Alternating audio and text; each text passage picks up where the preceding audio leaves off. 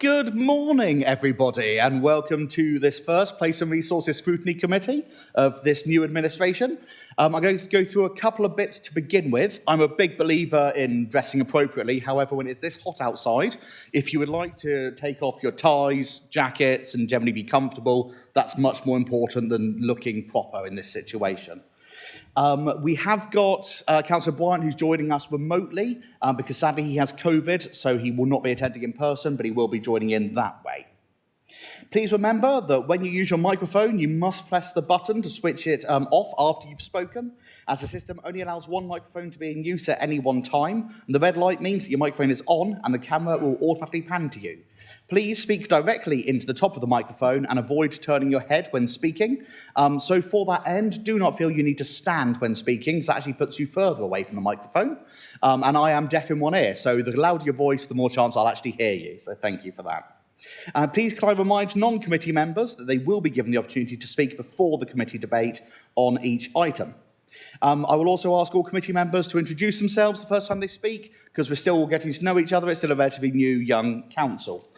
If we are happy with that, we will move to item 1 on the agenda, which is apologies. Lindsay. Chairman, apologies from Councillor Emma Parker. Thank you. So we're missing one, so we will check in case apologies come late, but otherwise everybody is here. So guys, thank you so much for attending.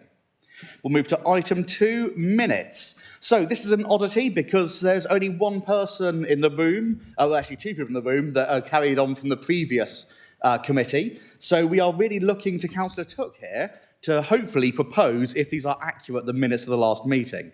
Councillor Took, any comments? They were a long time ago. It was March. But from memory, I've read them through. They look accurate, so I'm happy with them. Fantastic. Thank you, Councillor Took. If everybody is happy with those, we'll take those minutes as read and I'll sign them after the meeting. Fantastic. No one's shaking their head vigorously. Makes me easier. Item 3, declarations of interest. So it's at this point that if any of you have a normally pecuniary but sometimes non-pecuniary interest to declare about any of the items that we're going to be discussing today, this is the last point that you should really be making your declaration. It's always best to put it in beforehand. Does anyone have any they wish to make today? No, fantastic. Happy with that. Move to item 4, Chairman's update. So this is my first meeting chairing, so there's not a huge amount of update to give at all. So I'd say if I could do anything differently or better, or you feel I'm doing something wrong, tell me, and I'm happy to have a conversation and look at how we do it. After the meeting today, we're going to informally discuss future meeting times and a couple of proposed changes to dates. So please do hang around, don't run away straight away if you are a member. Item 5, public participation. We have received none in advance. Item 6, questions from councillors. We have received none in advance. So we'll move straight to item 7, the trial reduction in car parking charges. And just as a point of information before we start this is not a discussion on how good an idea reducing car parking charges is. This is a look into the process on how the decision was made and what information was given for that decision, before in the future, I'm sure it will come back to us with KPIs for how it has benefited and if it's a good thing for us to do in the future as well, and that's when we would scrutinise that part of the decision. So I believe I'm heading straight over to Matthew Piles, who is going to talk on this one. Good morning, Chair. Can you hear me? Okay. So, Chair, I'm going to take that members have actually read the report, but if it's okay, I'll go through some of the highlights within it, if possible, please. What we've done in the report is set out the decision-making process. So, in April, the 28th of April of this year, parking tariffs for 3 levels were increased as part of the annual budgetary process. In full council, in July, Dorset Council received a petition to reduce the news charges to match those in other Dorset towns. And the full council agreed at that point to refer the debates about parking charges to Cabinet. You will see the timeline that we did go to Cabinet and a decision was made as part of the review of car parking charges that we'd actually review them this year prior to the elections in March. Now, the reason why I say that, the Chair is aware that through the first 3 years of Dorset Council, we had to have a fundamental review of all parking in Dorset. So a bit of context. We inherited 6 different systems, 48 different passes, different ratios of parking itself. And what we did is we put in place the tiers that the previous councils agreed to. Following the elections, there was a request to review the parking tariffs. Operationally, we put forward suggestions to Councillor John Andrews, who unfortunately can't be here today, Chair.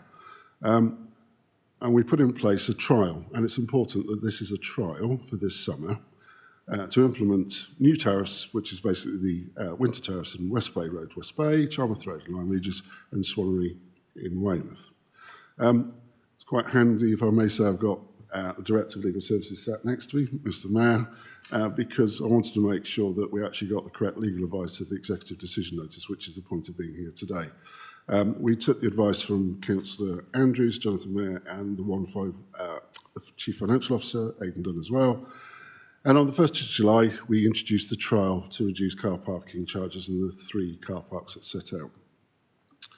We've always said that we evaluate the parking data. So one of the things members may not be aware of is that we replaced every car park machine in Dorset over the last 18 months, and we have real-time data every day. So I receive all that information on a weekly basis from my car parking team, and then we will use this as part of the review that will either come to overview and then scrutiny, but those discussions will take place depending on what we do with the parking policy. And I think that's quite important because we said we would review parking, and we will. There are financial implications to the car parking trial, and that's set out in the report. But I hope everybody will realise that parking is a tricky thing to forecast. And let me just explain. I don't control the weather, contrary to what people may think. And we do have seasonal and weather patterns. So last year we had a pretty poor summer in terms of sunshine. It rained a lot. And we know that in a day like today, the car parks on the coast of Dorset will be full. Consequently, the annual budget impact will be monitored month by month throughout the year.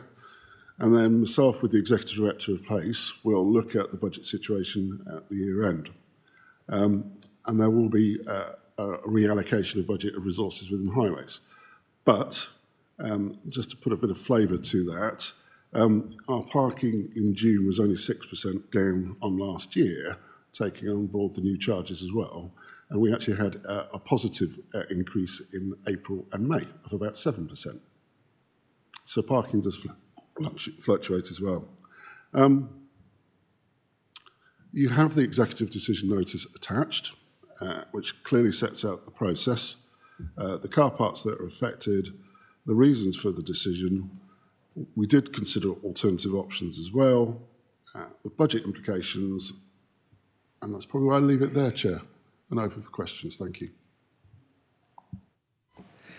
Thank you very much, Mr. Piles. Really appreciate it. And also well done to your team for the exceptional work that actually went into that full parking review, trying to bring together everything in Dorset. And I think we really should always offer our thanks to the officers when they've done some exceptional pieces of work, as has happened within this department. Those councillors that aren't part of the committee, I'm looking at all 2 of you in the room. Would you have anything you'd like to add to this before we move to the committee debate? Is there any questions you particularly wanted to ask? Go for it, Craig. Come on in. Councillor Craig Monks, Bedminster Ward. Just a quick question for the officer and possibly legal, who I'm conscious I'm very close to and within striking distance, so perhaps I'll reword my question slightly. Reading the report and the build up to this process, obviously the fact that the loss of income was valued at below £500,000 meant it was able to go through the cabinet process. The officer just mentioned that there's lots of variables to car parking, including weather. How sure and how confident are we that the outcome was as reported? Because there are obviously contradictory reports that loss of income could be over £1 million. So my question really is, how confident are we that those figures will ring true in the end? Thank you. Thank you for the question. Chair, apologies. I didn't actually introduce myself at the beginning of the discussion. So for members I haven't met, so I'm Matthew Piles. I have the pleasure of being the Director for Highways Planning and Transport, which includes car parking and building control. So to answer the question, I can't share the information, the data that I have in front of me, because some of it is commercially sensitive in regards to risk of where money is in car park machines, if you can understand. But I receive daily reports of monies, cash and cards that we take within on-street and off-street within Dorset Council's area. I'm as confident as I can be, given the weather patterns that we have and the information that I've received of the budget implications reported. Thank you for that response. I think what would be useful is we like to think have very measurable things. So kind of as a percentage of certainty, if 100% was this is exactly what it is and 0% is it's a complete guess, what percentage would you allocate to the accuracy of this figure, in your opinion, as the person that has seen the detail? You can never say 100%. That would be wrong to say, Chair. It's about 80% because I've got to take weather fluctuations into account. One would hope that we have a good year and then we come out as a balanced outturn. But I can't promise that because I can't control the weather, as people hopefully will understand. No, I think we all absolutely understand that it's not in your gift to guarantee the figures. However, 80% is a good level of certainty, and thank you very much for that. We'll now move to those within the chamber. Councillor Took, sorry, David, go for it. Thank you, Chair. Back when I was at school, half a century ago, I did economics. One of the things that we covered was a thing called elasticity of demand, which is where you make something cheaper, you increase the demand for it. One of the reasons why this change was introduced was because the businesses in these towns were feeling a little bit under pressure because of reduced numbers, because people were put off from coming into the town because of the parking charges. It will be interesting, I think, to know, and we won't know, I mean, this change has been in place only a month, so it'll be interesting to look at later what the actual data is. But it may well be possible that actually the number of people using the car parks will increase, and although each person is not paying as much, if more people are paying a reasonable fraction of that amount, revenue could actually increase. So I just think it's a little early to worry about whether it's a reduction or how much the reduction is or where it might be. Mr. Piles may have evidence, but clearly we're not aware of that. So I'd just like to ask, is it possible that in fact increased use of the car park will remove this income reduction and potentially make it positive? Thank you. Thank you, Councillor Took. Sorry, I will remind councillors we are not discussing the merits of this decision. We are looking at the way the process that the policy went through to have the decision made and the actually the data on there. Is there a chance that actually income will be up? Absolutely, yes. There is absolutely a chance that is the case. But that's not what we're discussing today. We're not trying to judge how good this decision is. We're looking at the process the decision was made by. And that's why Councillor John Andrews obviously isn't here, because he's unavailable to be, but it's not looking at actually judging the decision that he made. Yeah, that is not what we're here for. I want to be very clear on that. Councillor Took, you're welcome to come back if you wish to. Thank you. I simply made the point because the very start of this discussion seemed to focus on revenue reduction, as if that was the be-all and end-all. And I simply make the point that we don't know. As Mr. Piles said, it is an estimate, but it could go either way. So I'm not saying that it will or it won't, and if we can look at the decision in the round, that's fine. The reason the decision was not a key decision was because the estimates were that it would be less than $500,000. I'm simply pointing out that those estimates could in fact be substantially less than $500,000. And it seems a little premature of us to worry about whether it was or was not a major decision at this stage? Because we don't know, we can't possibly tell. Thanks. Thank you, Councillor Took, but I think we can safely say it was not a major decision. It is estimated at under 500,000, and the corporate director responsible for it has given us an 80% assurancy that it's at £276,259. And I think rather than us trying to estimate if we think it's going to go up or down, I would go with the expert's opinion, and the expert says down by 276,000 if everything's the same. However, I take the point that we never know. We could have a bumper summer and make losable, and that would be fantastic for our highways team. Did you want to come back again, Councillor Took? Merely to say that one of the questions from the floor was about the potential loss of £1 million, and I think that just needs to be scotched. Thank you. Absolutely. The expert advice is that it's looking to lose £276,259. That is the advice that we have been given, and that's the advice that we are taking as accurate. That was the advice that was given to make the decision.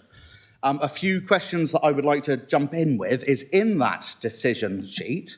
One of the things on there is it's partly paid by £100,000 from the lead member allowances.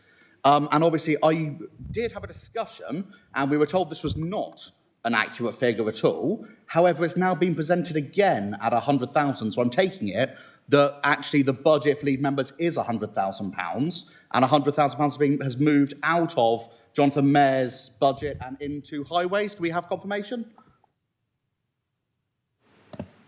Good morning, members. Jonathan Mayor, Director of Legal and Democratic. I think the reference to 100,000 in the report, Chairman, is because we've presented to you the decision notice, the decision record sheet, as it was made at the time, and that refers to £100,000. That is obviously an error because our constitution provides that there are a maximum of 6 lead members. The council's current administration decided not to have lead members to make a saving from that. That's a saving of a maximum of £60,000, not 100,000.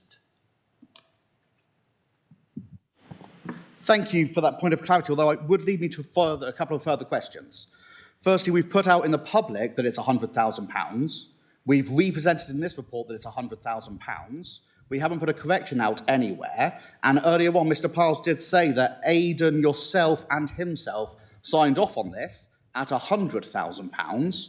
So if that is inaccurate, are we still comfortable that the extra money can be saved from efficiencies within the police services? And what really matters here is how did a number that's almost double get put in as official record?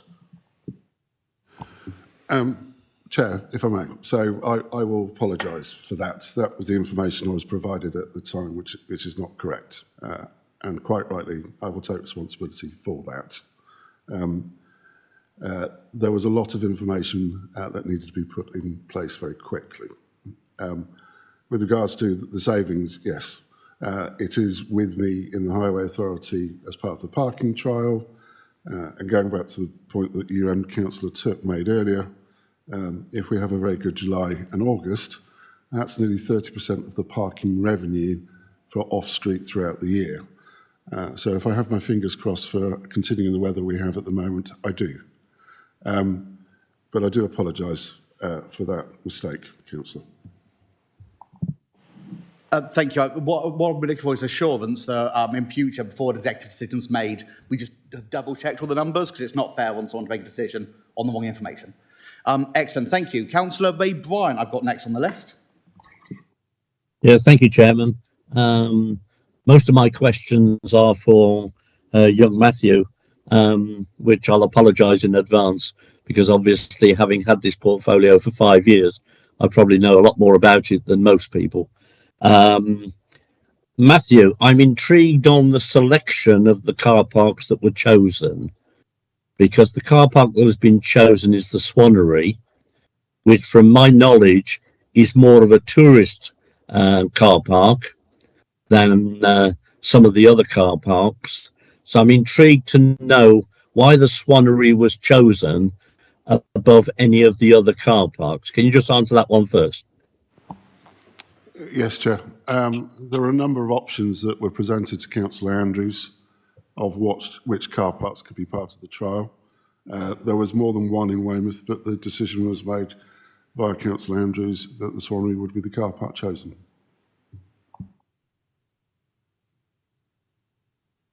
Thank you for the answer. It still doesn't solve my problem, in as much as we've seen a lot in media about why the Swannery was chosen, and I wouldn't want to.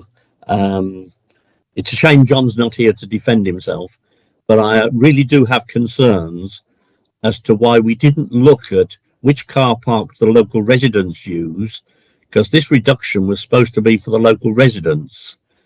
Now, I'm not going to labour the point, but I've made my point. The next question that I need to ask is, based on the numbers that you put forward, you're banking on, from knowledge of history, the Swannery is normally full throughout the period, or close to being full, throughout the period of that's been chosen for this test.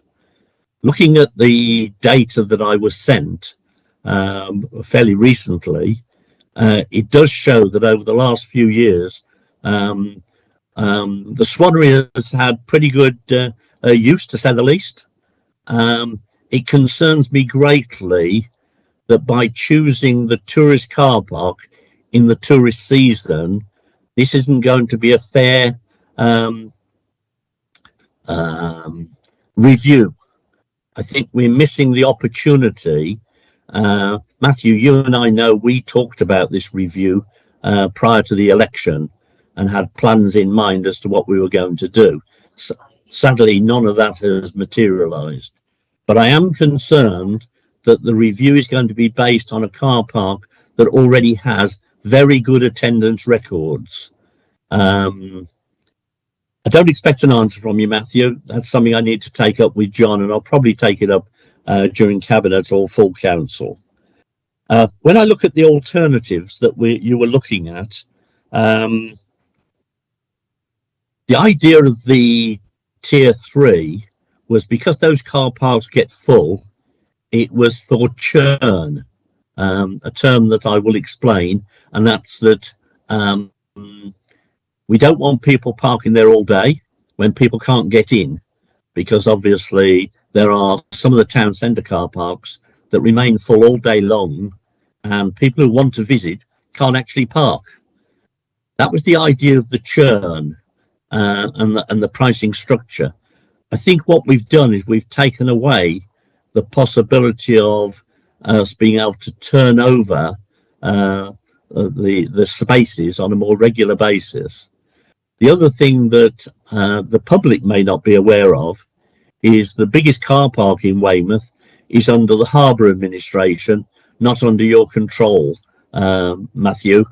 So I realise why that couldn't be included in the review, but the bulk of income taken in Weymouth on car parking, or a large proportion of it, I won't say the bulk, large proportion of it actually goes to the harbour for the running of the harbours. So that's outside your domain.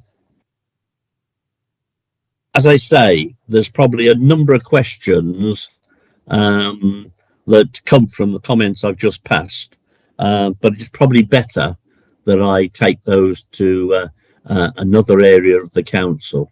But I was in full favour of a review, so I'm not against the review.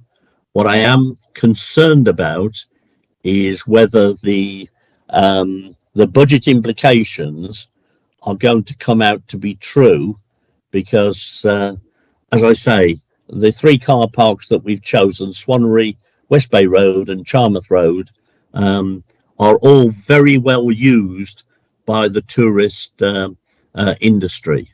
The hoteliers love those car parks, and I think what we've done is we've forgotten that the review was supposed to help the residents. So I think only time will tell just how right we've got this. Thank you, Chair. Thank you, Ray. I think a lot of that would be taken separately. So I think we're looking into judging the success of the decision, which is a very different thing and not what we're doing today. But I think clearly there is some will to talk about that. So in the future, Matthew, once this trial has been done, could you please talk us through the KPIs that you've assigned to it to judge if it is successful or not, and assure us that it will come back to then be looked at then to hopefully celebrate its great success? So, Chair, of course, can I just come back on a few comments, if I may? So one of the important things is that as part of the trial, we're actually asking the businesses and residents, so what do you think? It's really important to actually manage, because you can't manage all of the trial's outputs by cashable numbers, if that makes sense. And I think that's the point that Councillor Tutt was saying at the beginning, is the perception. We've set out in the decision notice the alternative options that were considered. So reducing all the Tier 3 car parks, reducing some of the Tier 3's prices, and we took the options through Councillor Andrews, and as you say, we're not in that discussion today, but that will be part of the discussion that will come back in the future. I do acknowledge, and Councillor Bryan probably knows more than most about car parking over the 5 years that I worked with him as the previous cabinet member. But car parking is slightly complicated, that it's not just to do with the 3 car parks in Dorset.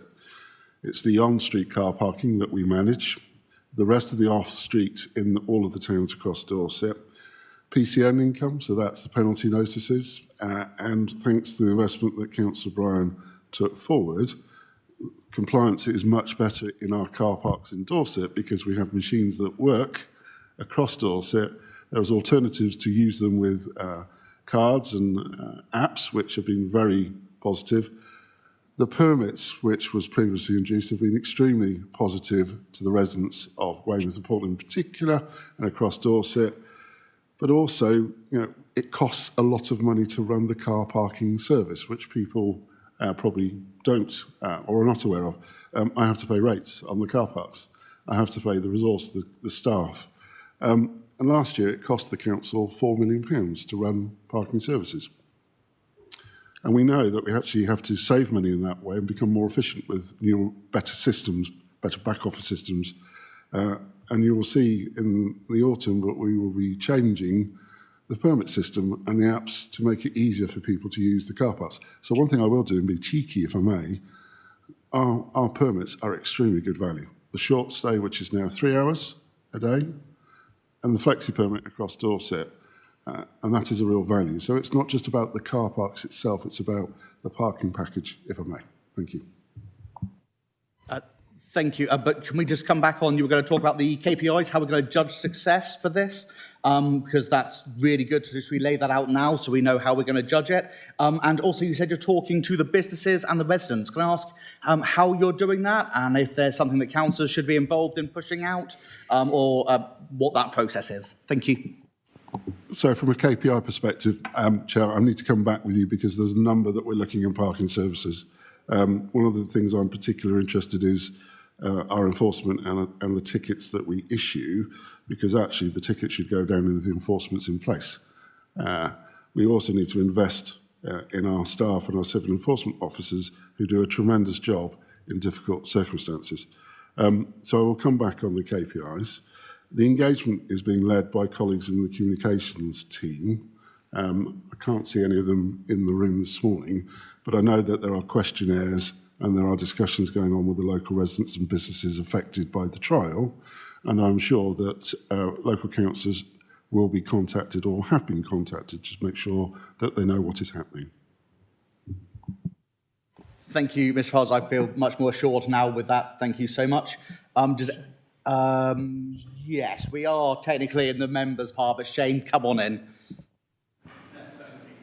Thank you, Chairman. Councillor Shane Bartlett, Ward Member for Wimborne, and currently Cabinet Member for Planning and Emergency Planning. And as you'll appreciate, Councillor Andrews is unable to be with us today. I just want to refer back to page 14, where it lays out that Article 6 of Dorset Council's Constitution allowed for a decision to be taken by Councillor Andrews for the portfolio that he has. We've prided ourselves, from the former administration that we were a listening council, that we listened to our public, and this administration will be no different. We will listen to our public. There have been robust challenges, you are aware, from the increase in car park and charging from residents and businesses, particularly within the Weymouth area. And nobody likes paying car park and charges, do they? Let's be honest about it. And I know yourself and Councillor Bryan had a difficult thing before you to establish how we were going to do these new tariffs and everything. So what's been done is a trial, and that is it. It is a trial. The options that were on the table that we had to look at, this was the best one that gave us a situation where we weren't going to be spending the public purse to do vast changes in signage and what have you. It was going to bring back the best bang for buck, basically, from the public purse. So that's the trial that we've gone with what's been set out. I think we need to bear in mind is has already been related to by Mr. Piles, and as yourself, Councillor Bryan, and yourself know, that trying to determine or forecast what car park revenue is going to be, and we know that the car park revenue is extremely important because not necessarily all the public know, but what that brings in is a budget revenue to look after our winter maintenance programme of the roads. So it's critically important that we get it right. And that revenue that's coming in is difficult to forecast. Part of the problem that we've got, as you're aware, Chairman, is that the bounce back from COVID hasn't been as we'd expected it, and that's been further complicated by the cost of living crisis. I visit Weymouth on a regular basis. I use that Swannery car park, myself and my wife, and the prices do make you think about how long you're going to stay there. There's no doubt about that. So it is obviously impacting on businesses, and with a seaside town like Weymouth that is dependent on its seasonal business, we need to try and ensure that we can get as much turnover and churn within those car parks as we can and attract those visitors into it. So I think with all that on board, Chairman, I hope that gives some sort of background as to thinking that went on behind the process and why we've arrived at where we are. But as I would say, it is a trial, and hopefully we'll have a good summer. Hopefully we'll get the revenue in, and we'll see where we are at the end of that. Thank you. Thank you, Shane. I'm just going to say to Shane, thank you very much for that. I think, once again, though, we are not judging the validity of the decision here. I think that is not what we're looking at. We're purely looking at the process it was made and the facts that were given for the decision. And the facts that were given, we've had reassured, is it's 80% chance that it would cost £276,259. That is the only thing we're actually kind of looking at being accurate in that, and the numbers that are going with it. I will call Councillor Sarah in now.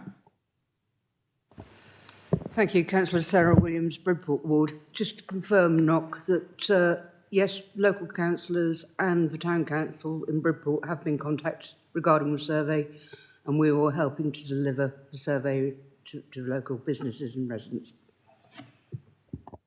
Does anybody else have anything for committee? It's committee members only at this point. Sorry, if you earlier on was the open. Sorry. If everyone is happy, I have one final part, which is we have heard that hopefully it will actually end up increasing the number, but we're predicting it won't. Where will that be reallocated from within highways if it isn't recouped elsewhere? Because that's, after the lead members, is about 210,000. And you said earlier on in the answer to a question that be reallocated from highways. Whereabouts in highways will be reallocated from? Technically from place. Yeah, I think it says in the decision from place. Yeah, as you will appreciate, one of the jobs that we do throughout the year is we monitor our budgets month on month and month. And actually, we can't make the decision till after the summer months because that's a third of the income coming in from parking services particularly. But as you will know, as part of the budget process, we have to look at spending within our means. So I can't tell you exactly where it's coming from at the present moment, as you will appreciate, because one would hope that parking actually would recover that income. But we will look at, particularly end of the summer, the effect on the whole of the highways budget. I appreciate that. So currently, if it comes as predicted by yourself, then that would be reallocated from somewhere, but we don't know where or planned for when that's coming from yet. But hopefully, you're going to do everything you can to mitigate it. Super. Yeah. Councillor Took, and then I think we're done. Just very briefly, you talked about KPIs earlier. As far as I can make out, there are essentially three stakeholders in this. There's the council with our revenue issues. There's local residents who need to park in these car parks. And there are the businesses for whom footfall is important and who were quite strongly opposed to the changes in car parking. So just the KPIs that will come out of the eventual report, you said now was the time to sort of start to nail these down. That's then going to involve all these three stakeholders.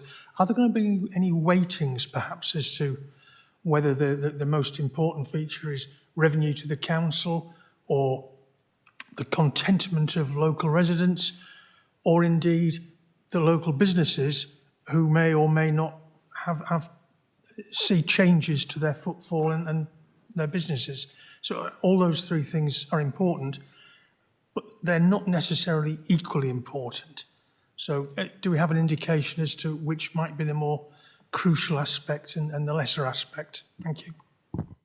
Fantastic. That's a great question. The one other group I might say would be stakeholders as tourists. They also be a stakeholder that you think you should be considered in that? Yes, if you can contact them. Sorry, Matthew, come on. That's a great question. So the most important thing for me is actually having accurate data within a parking service operation. We gather data from our machines, from our PCNs, from the traffic flow. We've got other issues that we need to think about for particular areas, whether it affects air quality. There is elasticity, as we discussed at the beginning, of parking operations, but actually, how do you bring that regeneration to a town? And parking is part of that discussion, and that's really important.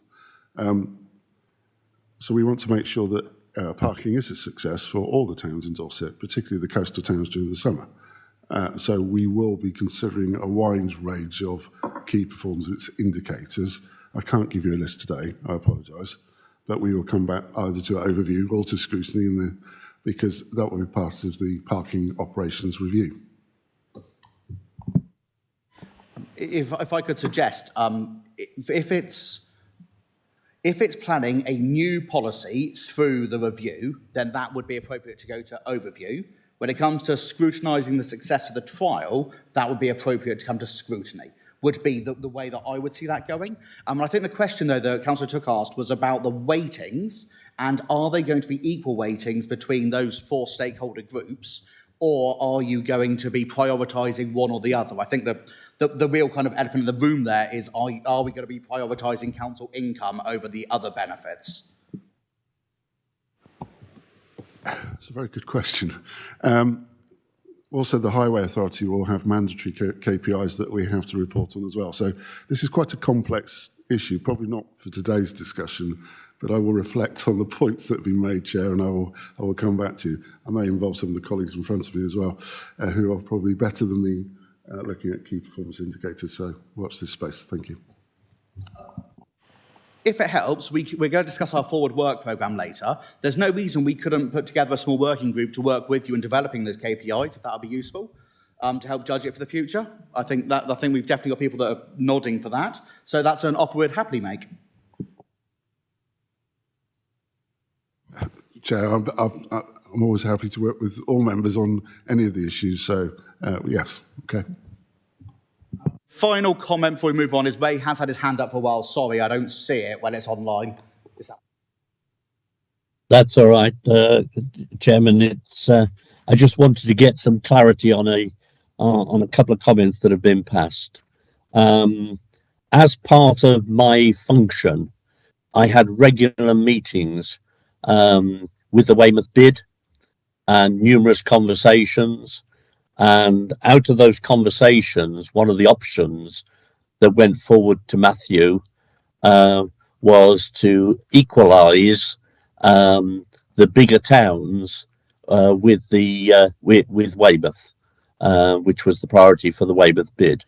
Their concern was very much that people would travel from Weymouth to, say, Dorchester to do their shopping.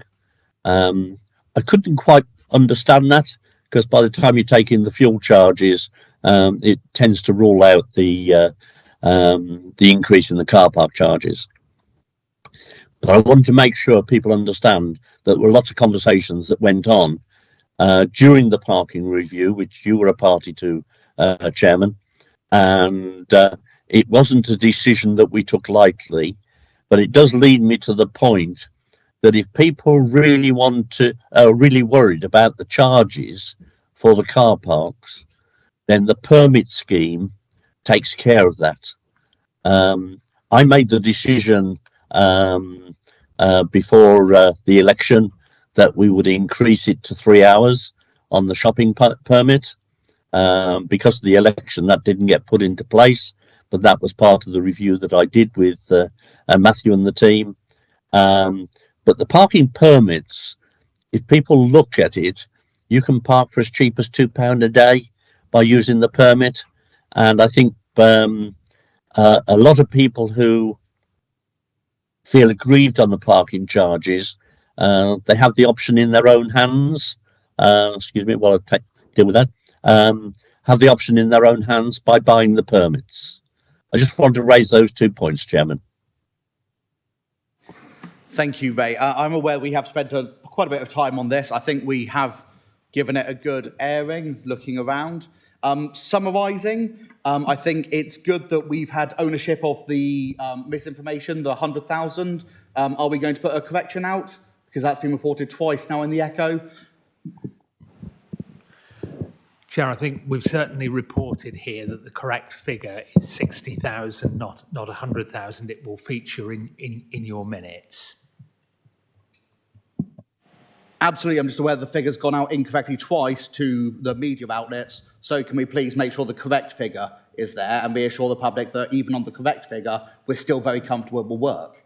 I think that would only be appropriate. We can't put out incorrect information without correcting it ourselves. If the Echo had incorrectly reported information, we would ask them to correct it. It seems only right we do the same. Secondly, we have the offer to work on a working group, if appropriate. I think it would be inappropriate for that to be decided without John Andrews having input, as it is obviously his portfolio. So we'll await for him to return and then have a discussion, but we've put that offer out there, if everyone's happy to, and then we'll come back informally, if he takes it up, to organise that working group. I think we've also hashed out the fact we expect the KPIs to then come back to us to work out to scrutinise the trial's success or not, but we acknowledge that the whole parking review as a whole is likely to go to overview, because if it's creating a new policy rather than scrutinising the current. Is everybody kind of happy with that as a summary? Is there anything I've missed that you think I should add? Oh, I don't turn my mic off. Excellent. We'll move to item 8 then. Thank you very much for coming in for that, Mr. Piles. Appreciate it. I think it was Ray wanted to speak, yeah. So we'll move to item 8, which is the Natural Environment, Climate and Ecology Progress Report, Summer 2024. I'm going to go ahead and assume that at some point, and Nick's in the room now, so this could be useful, we're going to add nature to that as well, and it'll be the Natural Environment, Climate, Ecology and Nature Progress Report as we've set out the work for that. I'm hoping Nick's going to give me a nod, so I'm assuming that's in your gift to change that name and add it into that, or is it going to be a second work stream working parallel? He doesn't know, so we'll have to come back another time. Go for it, go with your report. Thank you. Thank you, Chairman. I'm Carl Warham, Policy Officer within the Council's Sustainability Team, and I'm joined here by the Sustainability Team Manager, Anthony Littlechild. I'll keep these comments brief, just to address that point at the beginning. The natural environment and ecology names within the title do cover nature, but it probably would be helpful, I think, to abbreviate and redefine the programme as climate and nature. Sorry, if I can just come in there. No, I was trying to imply that we would also incorporate the new nature emergency that was only declared recently, which is totally different to the work we're already doing. It's that and more, and an add-on, and there's going to be a lot of stuff coming from that. So it's about making sure that that gets put into there as well, so it can all be looked at. Sorry, yeah, I appreciate the point. Yeah, great. We can discuss that more at the end. So just as just as a preliminary, for those of you who may not be fully familiar with our strategy at the beginning, this in brief is it. So it responds to the 3 pillars of climate change, biodiversity loss and environmental resilience, recognising that our goal isn't just net zero, but also the need to support nature recovery and climate adaptation too. And that comprises really 9 core missions covering power, heat, energy efficiency, transport, development, waste, food, nature and resilience. So underpinning all of those as well is our programme approach. So our operational programme is the bit which looks at the council's own operations and impacts, and then our facilitation programme which is outwards to try and influence partners and communities on impacting the council on the county footprint. So I appreciate that's very brief. This, of course, is a whole strategy you can read if you're not familiar with it, which is more detailed. But that is essentially how this report is structured, if that's not clear. And also to new members of the committee, just to be clear, we report biannually to this committee in 2 ways. So this report, our spring summer report, provides qualitative narrative on delivery within our operational and facilitation programmes, i.e. our interventions, and then our autumn-winter quantitative reporting outlines the consequent changes to our council and county emissions trajectory, i.e. on the outcomes we're achieving. So this report is the first of our biannual reports for 2024, providing that qualitative narrative on delivery of the strategy's emissions, but doesn't provide an update on the quantitative description of emissions or biodiversity outcomes at this point, so we'll provide that later this year. And I won't talk through the detail, of course. I appreciate it's quite a long report. It's always difficult to strike a balance. I think I always end up feeling that the report is both too long and too superficial, so it's a difficult trade-off. But some key achievements from the last year. Those include considerable further retrofit works through our extended low-carbon Dorset and Healthy Homes Dorset programmes, including it's being awarded a National Net Zero Transformation Award this year, publication of our Planning for Climate Change guidance in lieu of the new local plan, an examination of grid constraints led by this committee, significant progress in commencing work on some major important future strategies like the local transport plan and local nature recovery strategy, commencement of the next phase of the public EV charger programme and some major active travel infrastructure projects, enhanced development mitigation through the implementation of biodiversity net gain and the award of major funding for nutrient mitigation, becoming the number one unitary for recycling, the allocation of all remaining funds within the Farming in Protected Landscapes programme, the launch of the Community Tree Fund, and kick-starting new work on adaptation, procurement and partnership working.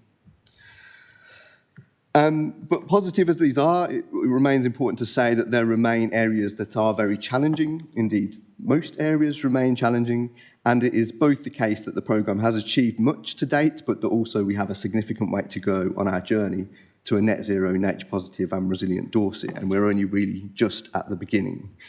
So as per our last quantitative report, compared to our reported baseline in 2017, Dorset's county emissions have reduced by around 10% as of up until 2021, which is the last available data, but is off trajectory.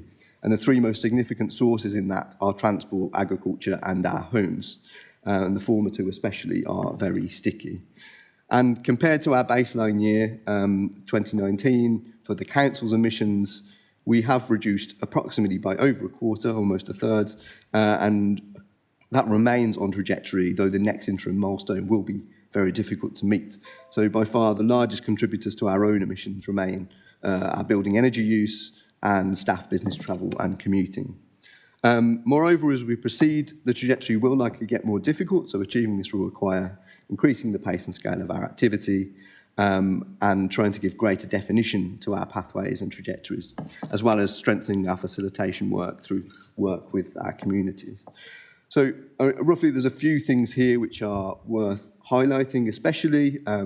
So first, of course, funding is a huge constraint on what we can do and puts us significantly at the mercy of national funding programmes.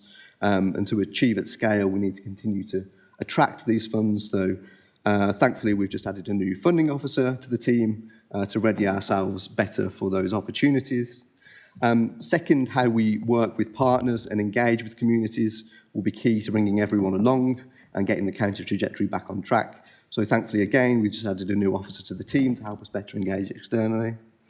Third, maximising investment in renewables and tackling barriers like grid constraints are essential not only for expanding renewables at pace, but also for things like heat pumps and EV chargers too. And as this committee earlier identified earlier this year, and as agreed by Cabinet, strategic energy planning could be a big help here. So we're taking initial steps supported by a net zero hub to try and develop a local area energy plan. Fourth, our Healthy Homes Dorset programme is doing great work retrofitting our homes, but there's a big question about how we scale that. Our local area energy plan will in part help us better define our strategic pathway or trajectory, but delivering on that is going to depend significantly on upscaling of national funding programmes. Fifth, our current estate programme is nearing its end, so we are undertaking outline designs to facilitate further solar PV installations and commissioning a new round of heat decarbonisation plans to drive that further. There are also big questions about what more we could be doing around agriculture and nature to help cut our emissions and draw more down. So these are likely two areas that will still unavoidably have residual emissions by 2050. So there's a question about what we can do to balance that to get to net zero. Critical here will be national commitments to continue things like transitional programmes like the Farming and Protected Landscape Scheme, which is due to end in March. So there's some lobbying work in there to do. Also key will be defining our approach to adaptation further. Further climate change is unavoidable now. So how can we best prepare as a council and the county? So again, we've just recruited a new officer to help us tackle that specific challenge, working with partners. And then finally, there's a lot more to do to embed our objectives still within corporate policy and processes like procurement, as well as major plans and policies. So we've just received a grant to help push forward on procurement work, and again, working with partners to try and develop that on a county scale. And we've also started rolling out some carbon literacy training to members and senior officers across the council over the next couple of months. So critical to lots of this, as I said, will be refining our trajectory and better defining our pathway. So that that last point is very important. So here is a sort of overview of what that will need to look like. So we're working at the moment with internal teams to develop a series of operational programme action plans for our internal work. And critical over the next few years will be the development of these major strategies on the outside as well, including, of course, our local plan, local area energy plan, and so on and so forth. If there's any residents watching, and also to all members, of course, yourselves, very much strongly encourage everyone to get involved in the creation of those strategies and to embed this work further within them. That's it from me. Thank you. Carl, thank you very much for that report. Really appreciate it. It's really nice. I remember when I was just becoming a councillor, then still was my first year, I was sat on a table in Moores Valley with Ray Bryant, Anthony Littlechild and Matthew Reeks at the time, when this was a kind of scrawled out kind of ideas and things on Anthony's notepad. And to see it's now developed into something that really is at the heart of all the kind of decisions we now make in Dorset Council, looking for the future. It's really proud to see it come so far, and it's been such a key part of what we do. So on behalf of everyone, I say thank you so much for all the work you guys have done on this. And now move to non-committee members that might wish to speak on the subject at all. Looking around, trying to make eye contact with everybody. No non-committee. Oh, Alex, you're a member of the committee, I believe. So are you not? Well, we have got you as a list of our membership, so we thought you were. Would explain why you weren't here at the start. So, yeah, double check with your group leader, but I believe you are. But go ahead, speak now. But please use the microphone for the people online. Sorry, Alex, you might need to point it at you as well. My query, if it is one, and obviously I haven't been on this committee, so I'm not quite sure what the rolling terms have been. As part of our climate emergency strategy, I assume that we are slightly prioritising getting Wi-Fi and broadband to the rural areas so as to cut down on transport, and wondered if there had been a report recently which would investigate how far that had gone, because as somebody who lives in a very small village with no fibre, and I'm in here to read documents because I cannot read them at home, I get the feeling, and some of my villages get the feeling, that now it's hit most of the bigger towns and bigger villages, it's sort of faded away. So I just wondered whether or not we were doing anything on that. I also have a question later that may not be appropriate, but is about what I know we have Dorset community transport, but have we got any report or analysis of where it is actually helping and where we could help more on rural transport? Alex, thank you. I think you've come with a couple of very, very good questions there. And actually, you've hit a point that I was going to make, and it's actually in the report as well, is the fact that it's quite difficult to scrutinise with the lack of kind of tangible numbers and figures within this to compare it to. But I do note, I think it's 4.2 on page 42 of mine, that has been noted previously that the narrative commentary is excellent, love hearing it, but it is difficult too. And I can see that you are working with some groups. So if you could briefly answer Alex's question on the rural internet, I'm sure you can definitely answer that one. And then the other on when we should start seeing those kind of actual numbers and statistics that are more easily scrutinisable for us to judge performance on.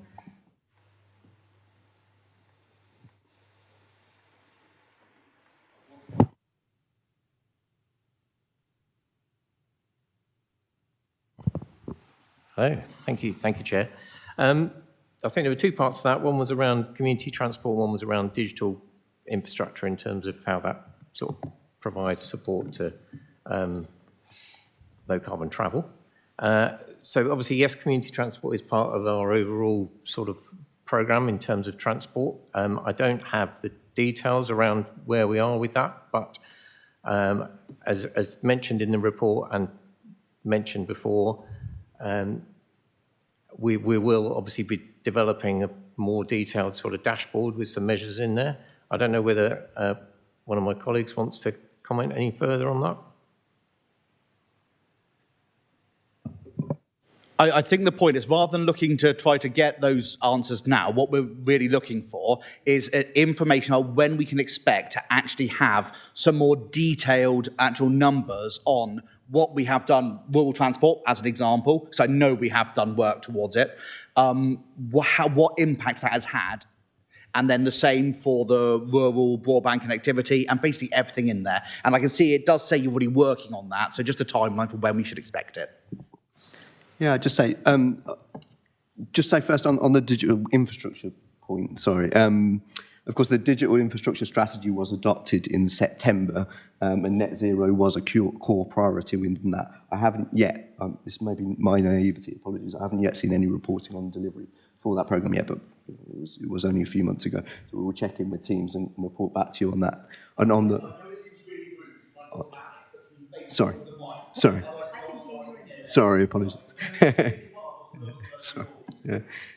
No, appreciate it. And on the dashboard point, yes, so we have developed a draft prototype with initial draft prototype for a dashboard, which I'm going to optimistically say we were hoping to bring to the next scrutiny meeting later this year, or at least a prototype version thereof. So we're working with our partners, with energy experts, Regen, on developing that. It is difficult in that data availability isn't ideal, of course, but hopefully that will at least indicate where there are areas of uncertainty, of which there are considerable ones, of course, as well. But do you want to add to that? Thank you, Chair. Could I just add to that as well? So obviously these reports are in every 6 months. The first one is the sort of qualitative one, which is this one. The next one, which we're hoping to bring to scrutiny in November time, will be more of the quantitative one. So I think, as Carl has illustrated, internally it's quite easy to sort of monitor and measure a lot of those things, and we report that in quite a lot of detail.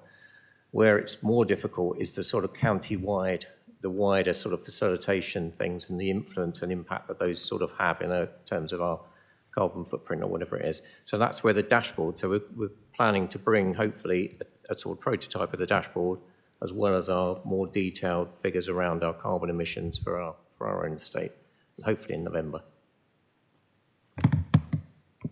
Councillor Took, come on in. Thank you, Chair. I'm going to start off by saying I think this has been an excellent report. I think the work done so far has been absolutely. I'd like to pay tribute to Ray Bryan, who for 5 years has driven this through. I sat on the executive advisory panel with him. We went into all sorts of details, and it's been a good process, and congratulations to the officers. I've got a couple of points, or 3 things I want to mention. The first of which follows almost directly on from what's just been said on page 20, paragraph 3.6a. You say that there are several significant data sources which could enable a richer picture than we have previously provided, and you're going to use those in your prototype dashboard. I'm curious as to what those data sources might be and how that data will be obtained. You clearly have an idea, otherwise you wouldn't be as quite far advanced as you are. The other sort of fairly minor one is on Mission 2 heat on page 22, I think it is. There's a sentence that says, this has included the installation of 17 heat pumps and a passive air cooling system at County Hall, with a comma before the and. Does this mean there are 17 heat pumps at County Hall, or 17 heat pumps elsewhere, plus a passive air cooling system at County Hall? It's just a little ambiguous, and I'd like some clarification on that. And probably the more significant point that I want to make is really about climate change and agriculture. Climate change is an increasing problem. We all read the papers. We know that it's giving us droughts and flooding in different areas, changes to viable agricultural crops, to sea life, to animal husbandry. And I commend the information given. However, are we able to identify more clearly what such changes to agriculture and farming might be, and where farmers and fishermen can get advice as to perhaps changes in practices that they might use to respond to what climate change, to what climate change is doing to their farms and their industry? Thanks. Thank you, Councillor Tuck. Yes, on the data sources for the dashboard, there's no short answer to that. There's a very long list. But they are all publicly available and published either by government itself, by various government bodies, DEFRA, DESNES, etc., or by the ONS, by Office for National Statistics. Forgive me, I can never get out of the habit of saying acronyms. So there's quite a long list of data sources which are interesting, but as I said in response to the previous question, they are patchy. So there are some peculiar omissions from those. For instance, there is no national data set on the number of heat pumps installed, which is bizarre. We will share in November what those data sources are. But yeah, they are readily available and publicly available if you dig around for them. They are peculiarly not consolidated in any one place, though. On the installation of heat pumps, the scope of at County Hall was intended to be pertinent to specifically the passive air cooling system. So the location of the heat pumps in general, I cannot remember off the top of my head. I don't know if Ant can. Sorry, okay, on the heat pumps. So as part of the public sector decarbonisation programme, where we got the large £18 million grant, we did a whole range of projects across a whole range of buildings all over the county, and that included 16 or 17 heat pump projects, one of which is at County Hall that serves South Annex, I think. And also at County Hall, we've got a passive air cooling system in the IT suite, which has removed the need for some of the air conditioning system. But there's a long list of those projects if you want to know more. Can I just follow in from that question? Of those air pumps, I was recently happened to be at one of the buildings that we helped put the air pump in.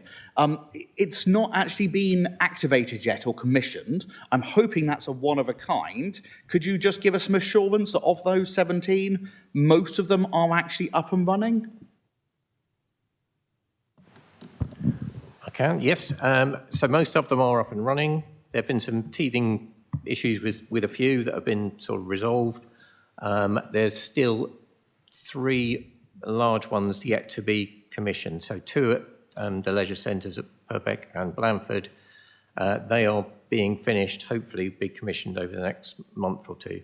But they are very niche, sort of bespoke heat pump systems, so they've been very complicated.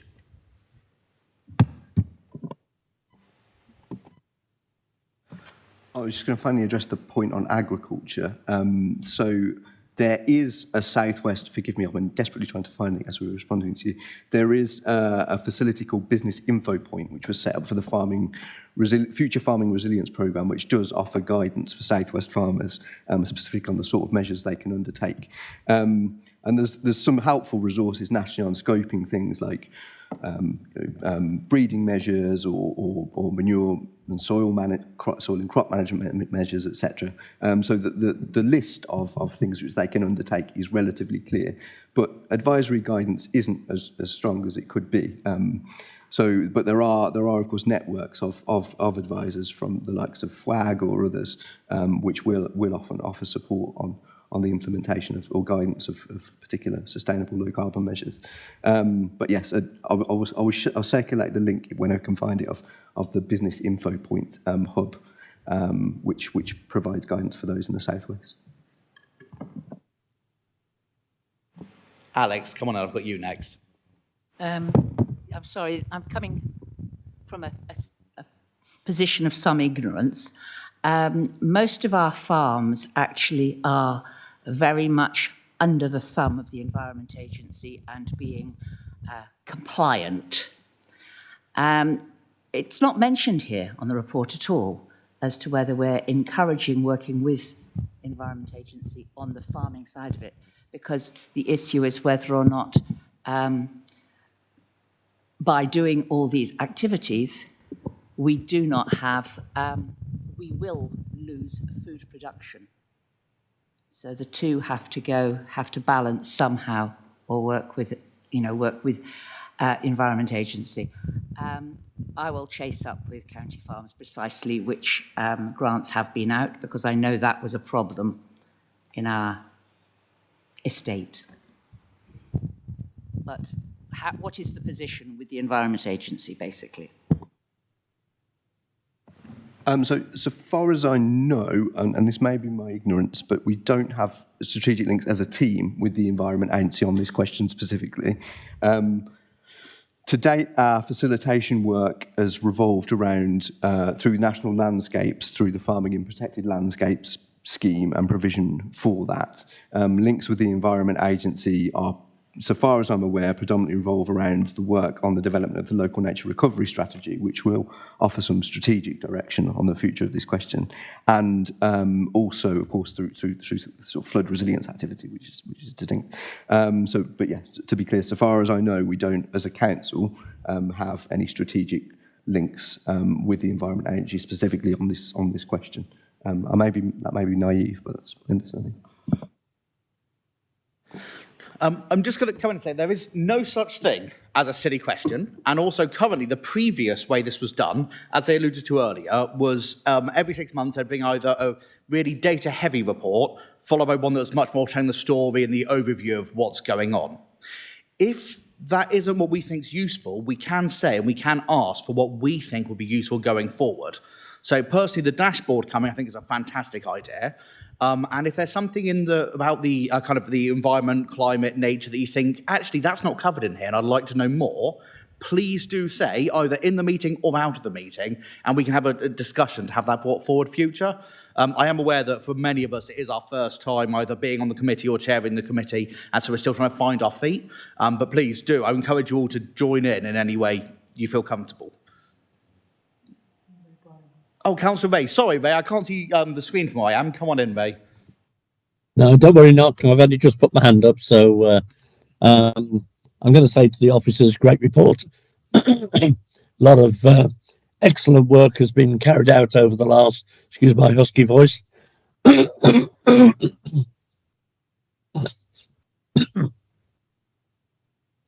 Knock, I'm just going to take a short break while I clear this. I'll come back to you. Thank you, Ray. Yeah, no rush. Put yourself first. So is there anybody else in the room that would like to ask anything on this item or to highlight anything within the report? Otherwise, what I'll do is I think Ray's going to come in with a question and a thanks, but if it's okay, we'll move on when he's ready. And oh, he might be back already. There he is. I'll bring him straight back in now then. Yeah, still a bit croaky, but one of the things that the report doesn't cover is our current costing estimates. When we had the EAP, we were looking at about £130 million of the cost during the duration up to our target dates of 2040, 2050. I believe a date has changed, and perhaps Councillor Ireland can confirm this. I believe the date for this council to be carbon zero has been brought forward to 2035. Do we have any estimates as to how we're going to deal with this? Because the original figure was 130 million. That was 4 years ago. I'm fairly sure that figure will have grown dramatically, because if I look at other councils, Chairman, then they are all adjusting their costings now, but also adjusting their finish dates because they can't meet their finish dates. I'm concerned that by bringing the date forward, that will increase the costs considerably. Having heard the news yesterday from Parliament that there's a bit of a shortfall of cash, no surprise there. I just feel that we've got to be very careful, because I've always said that central government would have to pick up most of the tabs on this, not the local taxpayer. By bringing it forward, I think we're putting ourselves in the position where we may have to find funding. I'd like an update as well on where we are with the 10 million that was allocated over a 5-year period, where that is, where we are, how much have we spent, how much have we got left, how much have we got committed. I think these are important items that we're going to need for our next report, Chairman. I'm not asking the team to give me numbers today, because they'd probably end up having to guess a little bit, and I don't want that. I want factual numbers, but I would like just confirmation that I'm right in what I'm thinking, and that's the date has been brought forward to 2035. And I understand for Dorset in total, it's now 2045 as against the government stated 2050. Slightly confused. Can I get clarity on that, please? Thank you, Ray. I must in the report, it still has 2040, 2050 on my report, but Nick, you are the portfolio cabinet member for nature. Could you please just reassure us that it's still 2040, 50, or has it changed? It was certainly in our manifesto that we'd like it changed, but we haven't actually done that as such yet. So. Fantastic. So presumably that is something you do intend to do, to move to 2035. So with that, obviously that's going to be well over the £500,000 mark. So that will be going through the full process, I assume. Then we welcome working through it with updated costings. And Andy, do you want to come in as well? Thank you, Chairman. If I may, just so we are intending to sort of develop a bit of a package of reports, if you like, the one we've already mentioned around the data side of things, but also to take a paper to Cabinet around the same period, around November, with an adjustment of the dates. And at that point, we can also, it's the intention to provide an update on the capital programme. In terms of the figures, in terms of the delivery figures, in terms of cost of actually delivering the programme, that is very, very difficult to assess. And we've taken the approach of looking at a pot of capital funding and then working out what we can deliver within that funding while we're working very hard to draw in additional national funds or additional local funds. That's been our approach, but that's the intention. We're just looking to align the dates between scrutiny and cabinet. Thank you, Antti. Sorry, just to clear, you just a nod will be fine. You said you intend to bring the paper with a change of date to November's cabinet. So we are expecting to do a full EAP consultation, scrutiny work through, and overview work through with and recost everything to bring it forward by November. Fantastic. We look forward to having a fully costed and planned out plan before, well, I guess it will be our October meeting. We'll have to make sure it's on for that one then. So we've got time to scrutinise it before it goes to Cabinet, to make sure we work within your timescales. We're just getting some advice at the moment on the process and timescales that we need to follow through, but I'll let you know when we know. Busiest August in council history. Good luck. It's going to be a very great endeavour, and I look forward to receiving it. Excellent. Anyone else got any other questions on this item? Super. So then we have to do our summaries from it. Summary is that we will be having the new fully costed and fully planned plan to bring the date forward to 2035 and 2045 for the whole of Dorset, which is the much harder one to plan for, so look forward to that. So that will be coming to a meeting pre-Cabinet in November. So if everyone can get ready for that, that'll be excellent. Is there anything else you want to draw out of this? Thanks for a well-done report. Looking forward to having the dashboard and some more exact information there. And I believe that covers everything, unless anyone wants to jump in. No, fantastic. Thank you so much, guys. We can now move to item 9, performance scrutiny. Now, this, I believe most of you did manage to make it to our pre-meeting that just kind of looks at this, and it was really just a run over of how the dashboard works and what it's hoping to be in the future, because it's still being developed and is nowhere near complete or ready to be used fully yet. However, there are some things that came on it that have already been put in and populated, and I believe we're going to have a bit of a briefing on that now from Harriet. Is that correct? Excellent. Fantastic. Thank you, Chair. So, yeah, I'm Harriet Hallett. I am the Business Intelligence and Performance Partner.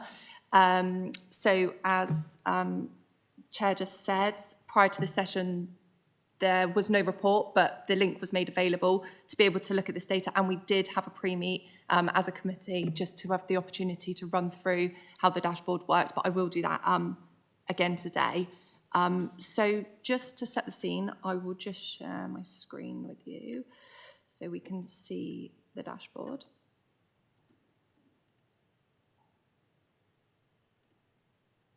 There. So yeah, as was previously said, this is a developing tool that's part of the strategic performance and risk framework that's currently being built out, and it's just prepared to give you the good visibility of the strategic focus of the council. From this dashboard, it should be obvious to see that you're scrutinising the council plan and how that fits with the wider plan and how it flows through the organisation. Currently, it's got the strategic indicators that are positioned around the existing council plan, as we know that this is being revised with the new administration. So as the new plan's updated and finalised, you'll see that these indicators will adjust and be supplemented with the focus on the new priorities that are coming in. So we're expecting that the new plan will be in by January. Okay, so the functionality of the dashboard. There'll be a setting the scene piece at the top, as will be, and there will always be a last refresh date. So it's fair to say that this date is when the dashboard was updated. It's not that all the data is up to date as at this date. And that was something that was noted in the pre-meet that will be in addition to this dashboard going forward, that we will know the as at date of the data. The first section is the parameters. There's a number of ways you can slice the data, for want of a better word. There's the frequencies. When you first click on the link for this data, monthly will automatically be selected, but what you'll know is that only gives you the data that's available monthly. Some of these are collected at a different frequency, so the advice is to remove monthly so you can see the full suite of indicators listed down there. Again, once you're then more familiar with this and you know particularly what you're looking at and what you want to look at, you can slice it down further from there. The next area are the donut charts, which are broken down into the current council plan priorities. These will obviously change. You're seeing blank for creating stronger, healthier communities because that's picked up in the People in Health scrutiny session. Likewise, when they see this dashboard, the protecting our natural environment, climate and ecology will be blank for them.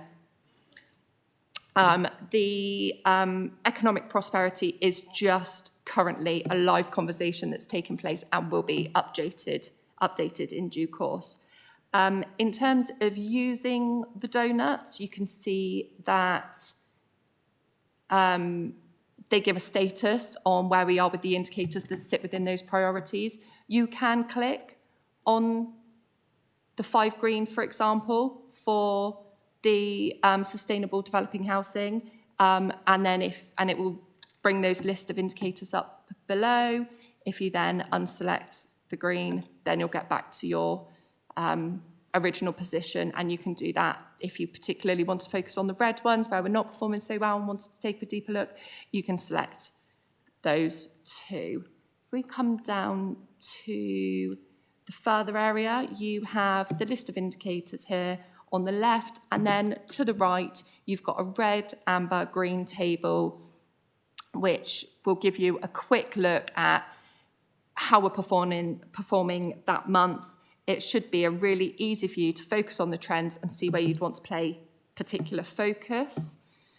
If you hover over this, you'll be able to see a little pop-up chart, which what we'll do is we'll show you the data from last year, how we performed last year, the target levels that we're at, and then where we are this year in comparison to those and how we are with meeting our target. You can drill down further into this, so you can right-click on that chart and hover over drill through and then click on the performance narrative. This will then bring up a little bit more context. So the officer that's responsible for these areas will have the responsibility to fill in the commentary and will then be more indicative of what that data actually means, what's being done about it or not. If necessary. There's always a functionality at the top of the dashboards which says back to dashboard. So it will take you back to that original screen and you'll be able to get back to the point that you started. Then down here on the indicators, you can also hover over these and the indicator title will appear and so will a drill through box. If you're then to click on the performance indicator detail, you can drill through and what it will do is it will give you the whole page. You'll be able to see the monthly progress, the chart that we just hovered over here to the right with the current data and the target levels.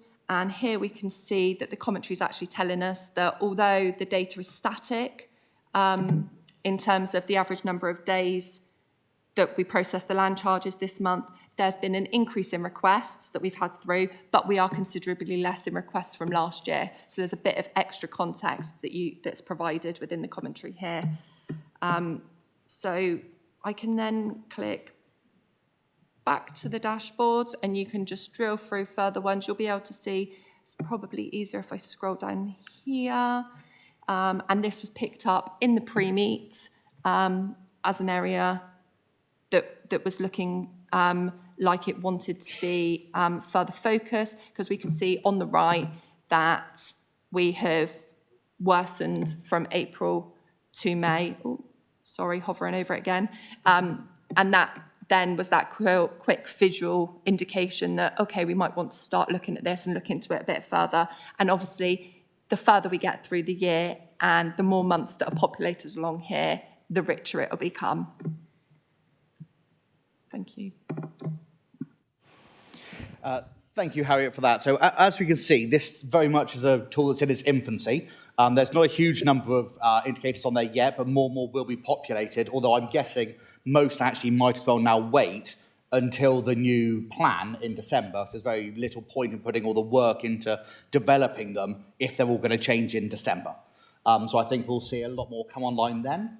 At the moment, we have a surprising number of the indicators that are on there are all about FOIs and not being met on time or worsening of the position. And so this whole process of looking at this tool is so then in this meeting, we can then bring up anything that we've noticed within there that we think actually we might want to have a bit more of a dive into that, might want to ask some questions. Because I think if, for me, and we had a brief discussion in the pre-meeting, that if all of the FOI indicators are moving negatively, should we actually look at that? Is there a process there that we need to double check is being followed properly, and what is the current policy on FOIs, and have we got enough resource to fulfill those? So that was what came out of this one. Does anybody else have any comments on the ones that came this way? So I'm going to call in Shane first. His hands up first, and I've got two others. Shane, come on in. David, and I think Alex. And I've got one. Thank you, Chairman. We will never ever get used to it, that and the mute button. Yeah, thank you for that. You and I, in the back in the midst of time, sat on the Overview Scrutiny Committee during the Shadow Authority, which was an interesting time, I'm sure you'd agree. When you consider from where we were then, prior to the May 2019, to take those 6 former predecessor council authorities, condense them down to the one new unitary authority, it was a tremendous amount of work, unbelievable amount of work that was done. And the first 5-year term of this council, we became, in my view, the best performing council within the South West region and one of the best performing councils within nationally. And that didn't come by accident. That came by a lot of cross-party work and a lot of people getting around the table to drive us to where we needed to be. This, you know my views that scrutiny, I think, is intrinsically important within the council authority. And I think one of the other things that we did was we split scrutiny away from overview. So we have a committee that's developing policy, and we have a scrutiny committee that can look at that policy and determine whether it's the right thing and keep on reviewing that process. So you haven't got the same pair of eyes doing the same thing, which I think gives more assurance to the council authority.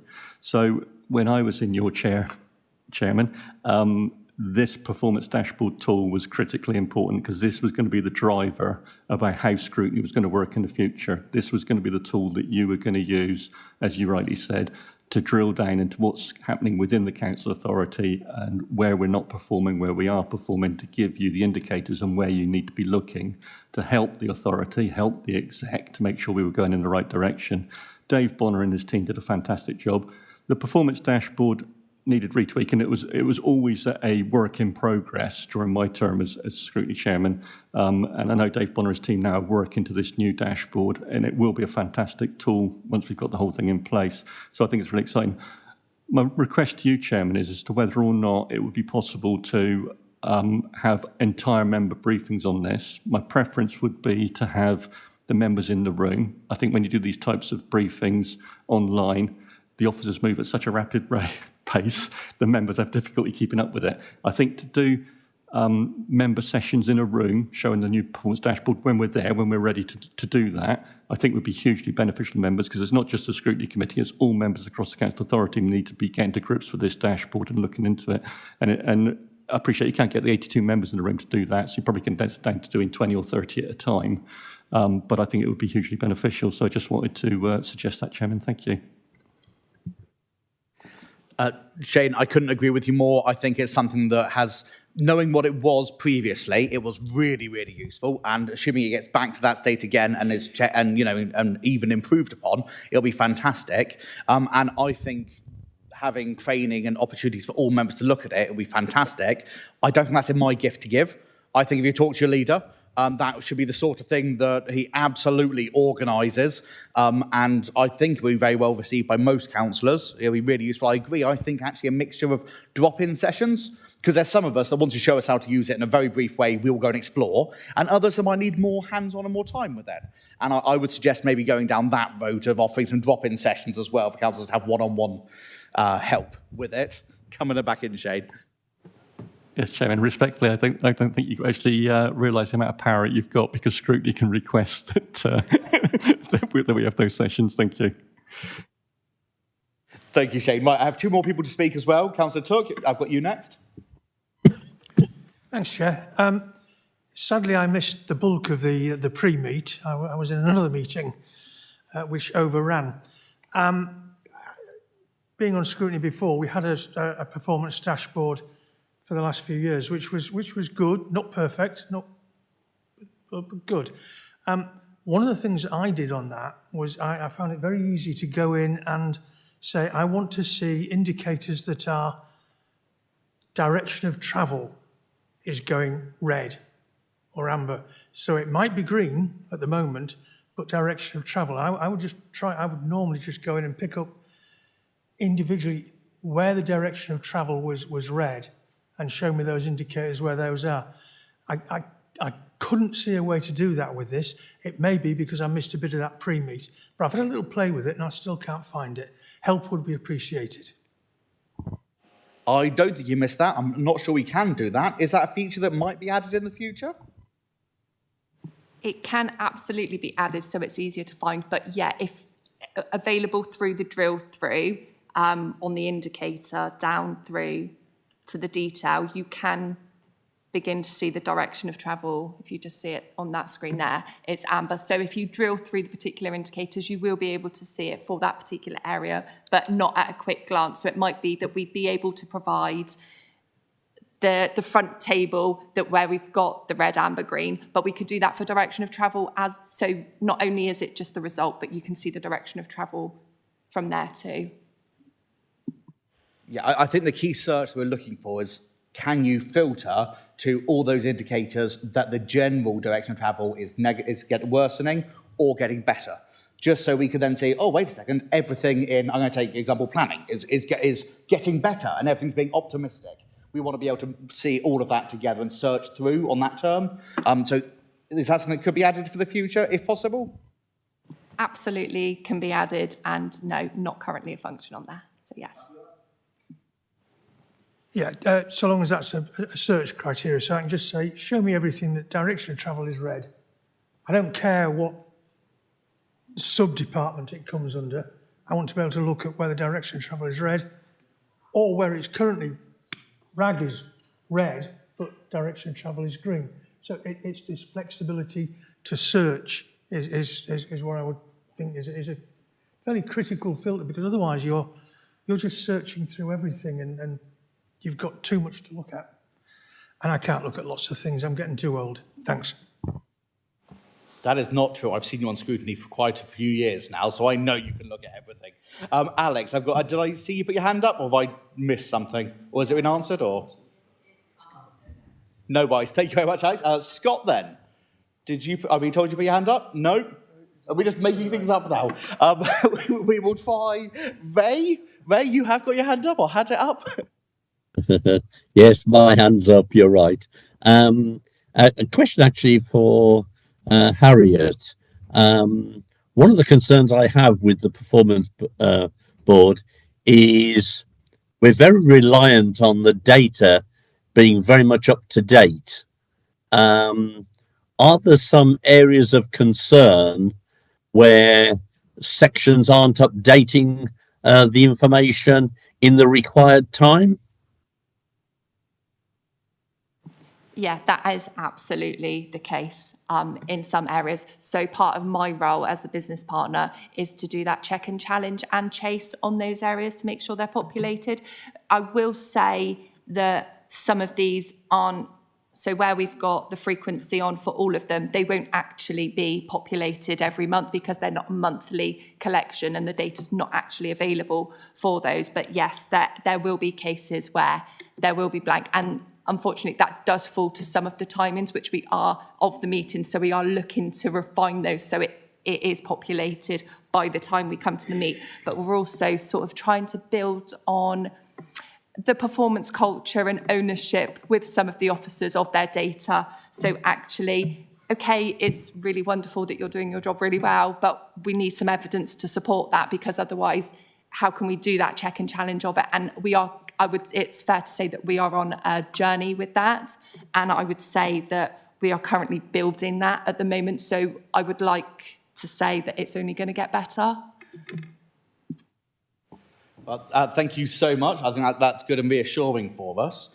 So in the current dashboard, it does show that all the percentage of FOI requests answered on time is worsening overboard. Is that something we'd like to consider adding to the forward plan, or is it something that we're not concerned by? For myself, when you've got a general worsening over the whole, I like to look at that and see if we can find out what's going on. There might be a really simple answer and something. In fact, Jonathan is here. Jonathan might want to jump in. He might be able to say, oh, yes, it's because X has happened. Jonathan, would you like to comment? Thank you, Chair. There is no single factor. There are issues around volume. There are issues around complexity in the sorts of requests we're receiving. But we can certainly bring you back some more information, both around what the issues are and what we're doing about them in terms of issues around automation, but ultimately needing some more hands on deck as well after we've done that.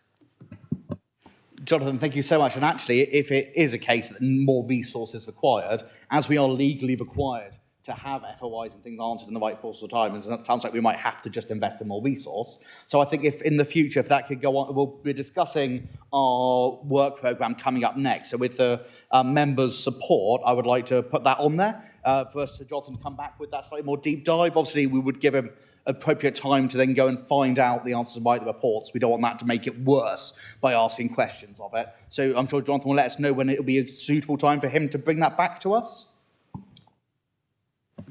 Yeah, we can certainly do that, and I'll go away and have a conversation with Mark Eyre about timing. But conscious that our Section 151 officer on his holiday may be looking in and watching your meeting, this isn't me coming forward and first and foremost saying we need more people. There is something around automation, first of all, and managing the workload more effectively. Thank you very much, Jonathan. We will not quote you on the fact that we just need more hands on deck. We won't quote that, and it definitely won't be said repeatedly. Thank you, Jonathan. So if everybody is happy, I think that's probably the dashboard looked at now. We will have another pre-meeting to have a general look at the dashboard beforehand. Oh, sorry. Oh, has Ray got his hand up? Sorry, the one person I can't see. Ray, come on in. Yeah, I promise I'll be there next time, Nock. Just a question, actually, for Jonathan. I get the feeling that the FOIs have increased dramatically during the pandemic, where it was people's probably only opportunity to talk to us because they couldn't come in and talk to us. Are we seeing that as the trend, and are we seeing that trend now start to dispel, or is the trend still holding? I'm very aware of the amount of work that has to go into an FOI. Some of them are important, and some of them, on a personal opinion, are reasonably insignificant, but they all take a lot of time and energy to deal with. And I just think I'd like to know what the trend is. Are we still holding at pandemic level, or are we now seeing a decrease? Thank you.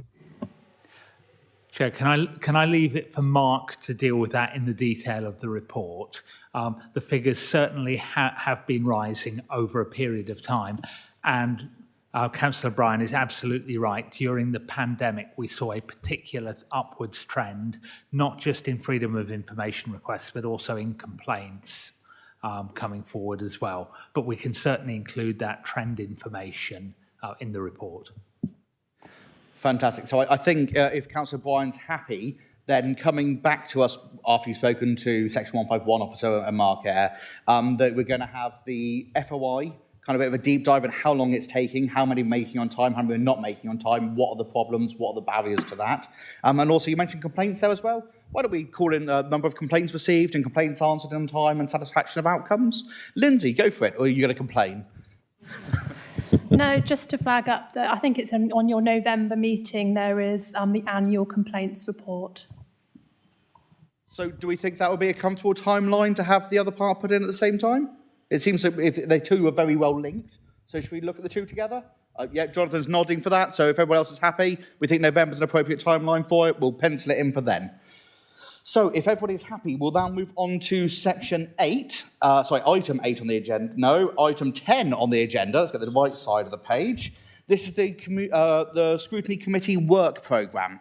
So we've already just added one in for November. We do have some legacy items, which I am anxious for us to look at, discuss and work out which of those we want to carry forward, which we want to prioritise, and if there are some that maybe we don't think are appropriate. So we'll start by going through the first one, which is the Property Strategy and Asset Management Plan update.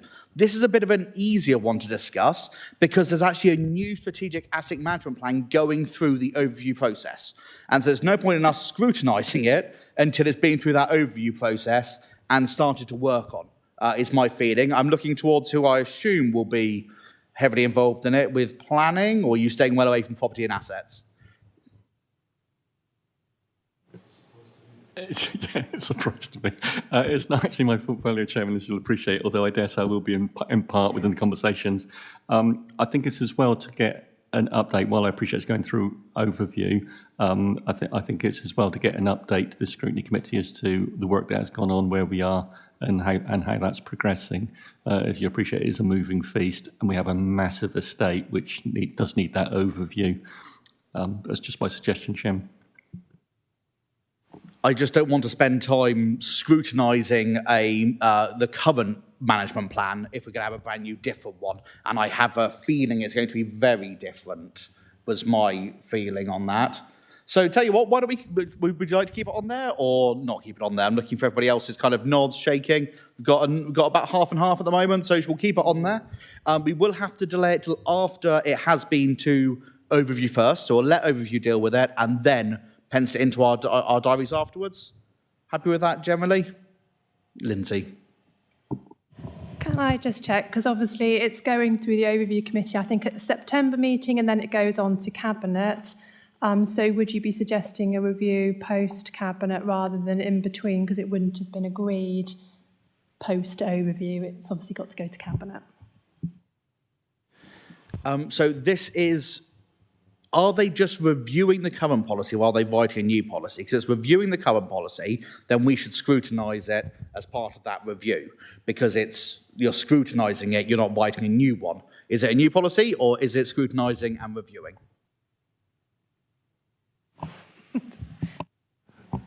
I'm just asking a colleague, if you bear with me, Chair, and I'm literally typing away. I'll come back to this. So how about if it is scrutinising and reviewing, it comes to us before Cabinet. If it is a whole new policy, we will scrutinise it probably in February or March after it's been through overview of Cabinet, and then we can scrutinise the effectiveness of it. Is everyone happy with that as the two options, depending on what comes back to Matthew? Because we don't want them to make a knee-jerk decision. I think it's better if they look into the right process and then come back to us. Yeah? No.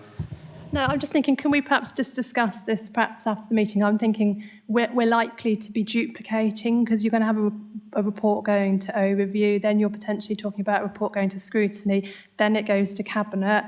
If we're going strictly with what our constitution says, scrutiny should be reviewing things after Cabinet have taken a decision. Sorry, and I hate to disagree, but as I did say, I want to have all of these conversations in public. I don't like councils working behind doors, so I don't want to discuss it after the meeting. I want to discuss it in public, in the meeting, so the public can see how we work through and what we choose to look at and what we don't choose to look at. I like to have that involvement.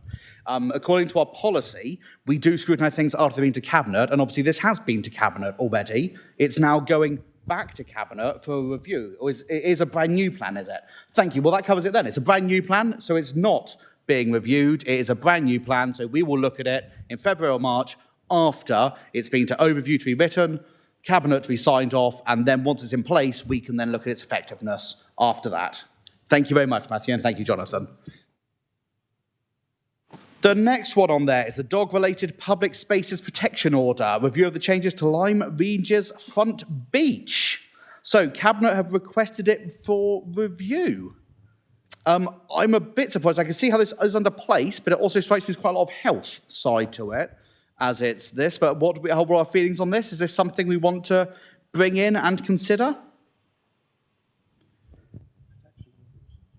I'm trying to see if anybody is enthused by looking at this.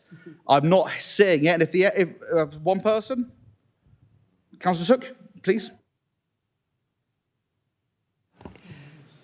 Sorry, me, Councillor Williams. Yeah. As you say, is this health or is this place? I mean, it is place because it's beach and it's harbours. So it's not harbour, but it is place. So I think we should look at it. I don't think it's going to take long to look at. I think my question again would be, it says review of the changes to the beachfront, and it's consider the findings from the Lyme Touch review undertaken at Lyme Regis. Is this looking at a current council policy that we are trying to review something or not? Lindsay, go ahead. Okay, so the whole dog-related PSPO went through overview committee at some point, I think it was last year. It also then went on to Cabinet. They took a decision about putting those the public space protection order in place. During that discussion through overview, there was a debate about this specific PSPO relating to this beach at Lyme Regis, and it was agreed that this one element should be reviewed after a period of time. So this wouldn't be a review of the whole PSPO for dogs. This is a review of that one element which was requested through that process when it went to overview committee, when it was originally agreed. Can I suggest that rather than a full agenda item with officers and reports, this is a working group? A number of us, say 3 or 4 of us from the committee, get together and do a working group to review it, to then see if it is something that actually we need to really look this through in the public domain, or if it's something that actually isn't in need of the time. Are we kind of happy with that as an option? Not breaking any rules here, am I, Lindsay? No? Excellent. So can we have volunteers to look through that? Obviously, I'm happy to be there anyway, and I'm assuming that you would like to be part of that? Yeah, can we leave it till beginning of September, though, please? To look at. Fantastic. So shall we say we'll look through that, we'll have a small working group and we'll look at it, and actually why don't you just email everybody, set up a time that works, and then anybody that wishes to come, as long as we have a quorum of, shall we say, as long as there's 4 of us, I think that's probably a representative group. Are we happy with that? Yep, no one's declining. Cool. So we'll leave that one there, and then it will come back to us if necessary, if it's of that importance. Next one is the Natural Environment, Climate and Ecology Strategy Progress Report. We've already heard that's going to be coming to us twice a year, and so I don't think we need to change or amend that at all. Brilliant, no one's dissenting.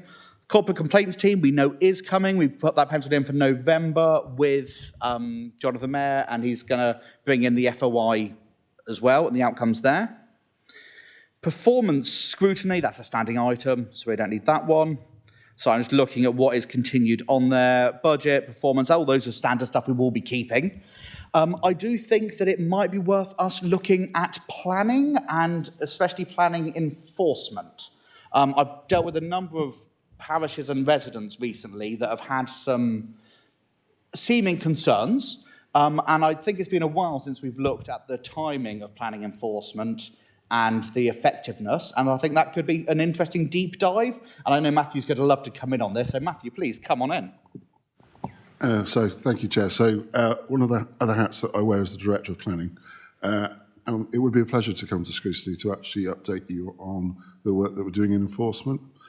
We've recently done some audits on ourselves of the workload, etc. So I'm sure Lindsay is aware that I'm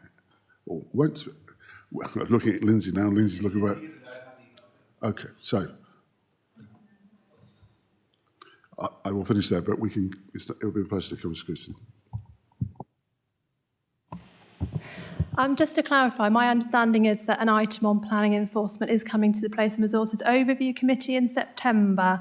And again, it would be a case of if this committee wanted to look at that, once that decision had been through overview and cabinet, if you wanted to look at after a period of implementation, that would be our process. Sorry, is it a brand new policy? I meant to scrutinise our current policy. Are we cancelling it and making a new one, Matthew, or is this a review? No, we're actually going to be proposing a new policy for the council on enforcement. There's been some work done recently. It's really important because Councillor Bartlett is aware that the most tricky situations I deal with are enforcement issues on a daily basis. And we need to have a discussion with members about consistency of approach, what our policy should be, what we should focus our resource on, because enforcement comes down to some difficult situations in regards to whether there is harm or not through the planning and the action of the person or the property. So you're correct, Lindsay, I do apologise. That's my second apology for today. It is going to overview. But then Scrutiny can have a look at what's been done. Councillor Tuck. If we're going to look at planning issues within Scrutiny, there are two issues I think we should look at, which is the 5-year land supply and the build-out rates. Anyone who sits on planning will know that we are eternally faced with you haven't got a 5-year land supply, therefore paragraph 11D, etc. So I think we need to look at why the 5-year land supply is so low. It's 3.7 years in one place, 3.9 years in East Dorset. It's not a good position for us to be in, and it's very constraining on planning committees and planning decisions made by officers. So I think we need to look at why the 5-year land supply is so low and what, if anything, we can do about it, and also to follow that up with the build-out rates to say, are we meeting the targets on actually getting these houses built? The council doesn't currently build houses, developers do, but we are strangled by the fact that these things are not as high as they could be. So I think we should look at that in a little bit of detail. Thank you. Thank you. Councillor Bartlett, you want to come in on this? Yeah, thank you, Chairman. Two things. Firstly, the enforcement. As you're aware, when we brought this council authority together, we hit transformation early and we hit it hard to do our transformation programme. And then unfortunately we got hit with COVID almost immediately as soon as this authority was trying to get itself off the ground. So one of those transformation aspects that we never really caught up with was around enforcement. And we had a policy in place, and that's what we were working with. The policy, we will see, it'll be borne out when it goes through overview and scrutiny, but my view is probably it wasn't as robust as it could have been. We were working with the policy that we had.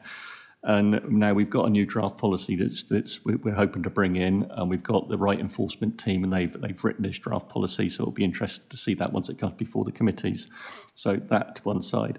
In terms of the 5-year land supply, we are working to, at the moment, existing predecessor authorities' local plans. PERBIC has just been passed, as you know, but that will be superseded by the new local plan when we bring it in. Part of the problem we've had in planning is there have been so many changes within planning statute law handed down from government, and that has hindered us in trying to bring forward our own local plan. As you know, we were doing work on a local plan. We had a draft that we were putting together, and then the government changed the goalposts again, and so then we were looking at a new type of local plan to bring that in. Then we've had a change of government now, which are coming forward with their own version of how they want things done. But effectively, that 5-year land supply will be addressed when the EAP for the local plan meets and we start working through that process and that detail. So it is a work in progress at the moment, Chairman. Thank you. So I'm going to come back on a couple of things here. First off, we have to work in the art of the possible and also within our remit. Currently, I don't believe the council has any policies that officially address a 5-year housing land supply or a build-out rates, because we are affected by those, and those are set by us, And we actually have passed enough houses to have that. They're not built. Isn't that correct for the 5-year housing land supply, or is that not correct? Looking? Because I wasn't aware we had a policy that could be scrutinised on it, or do we? Sorry, Chair, you have current local plans that are in place until the new Dorset Council local plan comes. I think the issue or the challenge we have at the moment is what government is indicating of what the housing build-out rates may be. I'll pause there because everybody will have a view of that. We are waiting for some guidance, and that's really important from government that could affect the local plan for Dorset. And that's why I'm sort of hesitant, because we need to understand what that is before we can actually review that and then the impact on Dorset itself. So we do have current policies, we do have the build-out rates, the 5-year land supply, which each planning committee considers as part of any application. That is material consideration. But I do acknowledge Councillor Tuck's concern about the pressures that we have in Dorset, but we are waiting for guidance from government on the housing build-out rates. So it's a pause, Chair, if I may. We will come back to you at some point, but we haven't got that information at the moment. I think the point I was trying to make is we don't currently facilitate that build out and trying to encourage the builders to build it in an official formal policy. And if we are going to create a new one with the new information, that should go through overview, because we judge how effective a policy is and the way a policy is made as opposed to creation. So I completely agree with you that the two biggest problems we have is those for passing unwanted planning applications. And I would suggest that perhaps that would go through the overview process.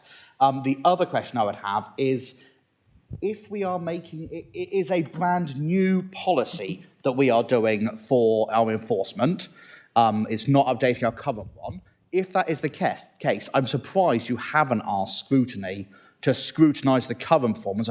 We've heard you've had an internal audit done, but I'm surprised you haven't asked us to scrutinise it to help highlight things that might need to be in the new policy. I understand that that's not the case, but we have been working on a live policy for 5 years, and we're now having a brand new one without any input from us is a bit of a surprise. But yeah, Councillor Bartlett, do you want to come back in? Or Councillor, sorry, you are next. Do you want to come back in? Thank you, Chairman.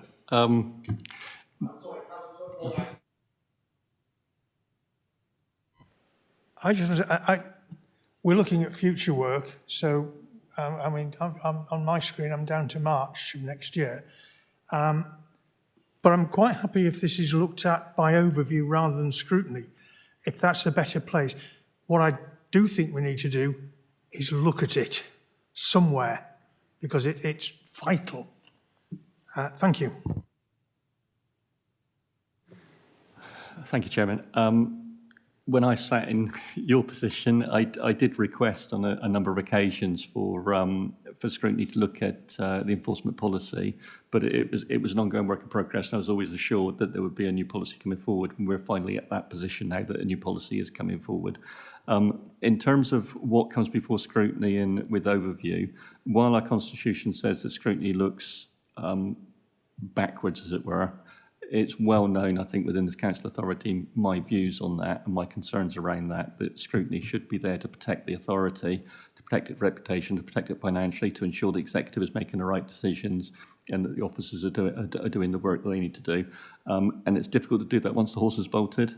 So while the Constitution might say what it says, I've always had a view that maybe, and as a farmer aware, it has been shared by officers, that maybe we have adhered to the policy too stringently, and maybe that Constitution needs re-looking at, and Jonathan might have a comment around this, but I fail to see what the purpose or what the benefit is of Scrutiny if you're looking at it so far behind, the horse is already bolted.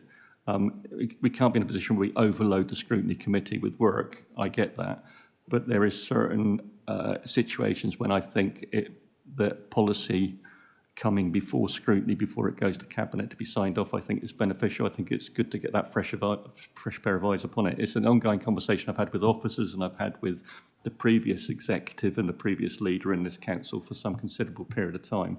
I have my views on it. People may have a different view on it, but I certainly would welcome Scrutiny to be able to look pre-Cabinet. Thank you. Shane, that's actually entirely in your gift. If you just change it from being called a new policy to reviewing the policy, because reviewing it will end up with a new one anyway. If it's a review of the policy, then it should be coming to us and not overview. Overview is creation. We are checking. That is how it should, the split should be. And I agree that it is written slightly differently in our constitution. Luckily, that is down to members to change. So I'm sure if you can garner enough support, there'll be support to change that. If you're happy with the planning enforcement to come to us, I think we would welcome it. We could then have a deep dive into it and see if we can add some stuff. Is that okay with you, Matthew?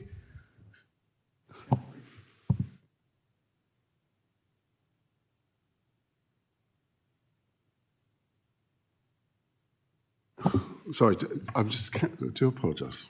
There's a lot going on in the background. So it is a proposed new policy that will go to September's Place and Overview Committee on the 12th. So it is That's the proposal. And the reason why it's picking up the previous work of the previous cabinet member who promised that enforcement would go to overview. In respect to, we have feedback from members probably every day within Dorset Council about planning and enforcement issues. But I do take on board your point that you made about reviewing it prior to. The only thing I will say is because it is quite new in respect of what we are asking members to consider, that's why it's going to overview in terms of workload and resource allocation. Thank you, and I mean this with all due respect, but who's in charge? Sorry, is this member-led or officer-led? The member would like it to come to scrutiny, has said that. The member is happy to view it as a review, and it does concern me that that seems to be being overruled. So if that's the case, not a problem, I'll step back. Please come in, Shane. Chairman, I wasn't specifically talking about the enforcement policy. I was talking a broad brush stroke going forward with the future of this authority. I would like the Constitution to be eased so that there is ability to bring necessary work to scrutiny before it goes for Cabinet to sign off. That was the point I was trying to make, if there was any misunderstanding around that. It's been a long-held argument that I've had. Thank you. However, I believe we are still entirely within our powers, if we want to scrutinise the effectiveness of the current planning enforcement, and then we could use that as a baseline to then judge with the new policy once it's come through, to compare it against and see if it has made the progress that we would hope. That does seem like something we could do that would be the best of both worlds. Yep. Everybody happy with that? Yes. Super. Right then.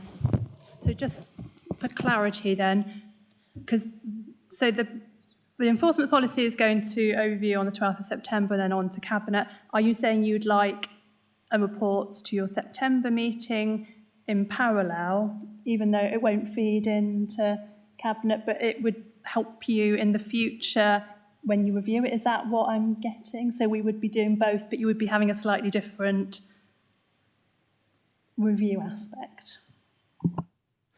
So obviously there's a brand new, never before seen paper going forward to overview, which is fantastic. They'll create a brand new enforcement policy. Yep, that's not for us to look at this point. They are going to be writing that and then it's going to go through to Cabinet.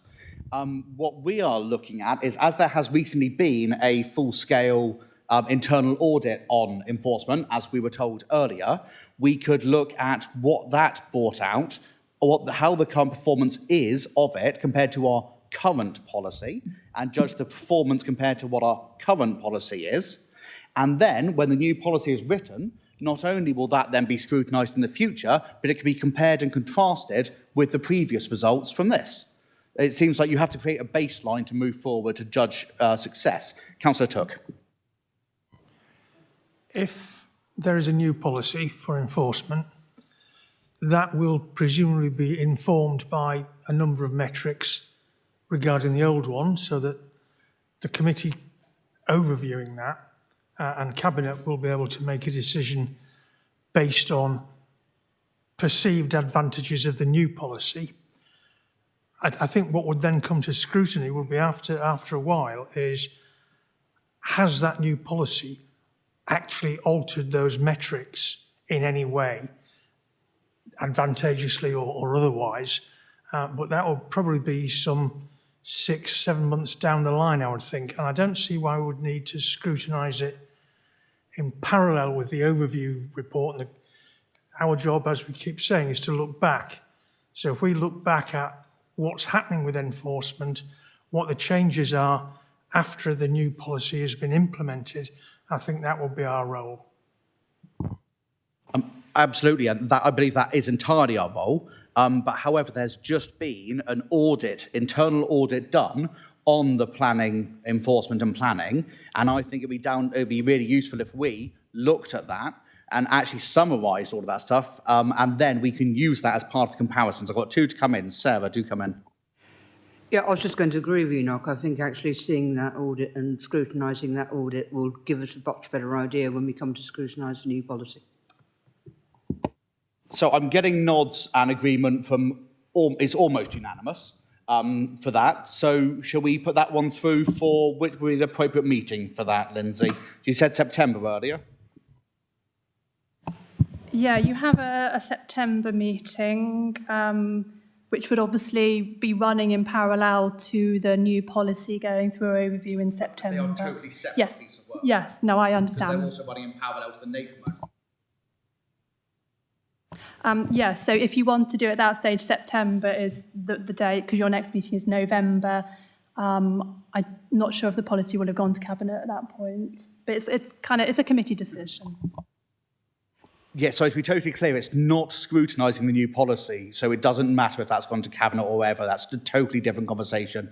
This is looking at the internal audit that's been done and drawing that line in the sand of this was the performance then whatever the new one comes in as, we could then have that set point to start from when we then scrutinise the new policy, as Councillor Tuck said, 6 months later, 7 months later. Okay, I guess the question is for officers in terms of timescale then, if September is doable or November. So I have some work to do and I'll come back to the chair. Okay. We're absolutely fine with that process. Fantastic, thank you. Is there any other items that anyone thought is something we should kind of put a mark on the sand? Lindsay, go for it, you've got your hand up. Only to say, on page, excuse me, you've just been through your sort of draft work programme. On page 49 is a list of legacy items brought forward from the previous Place and Resources Scrutiny Committee.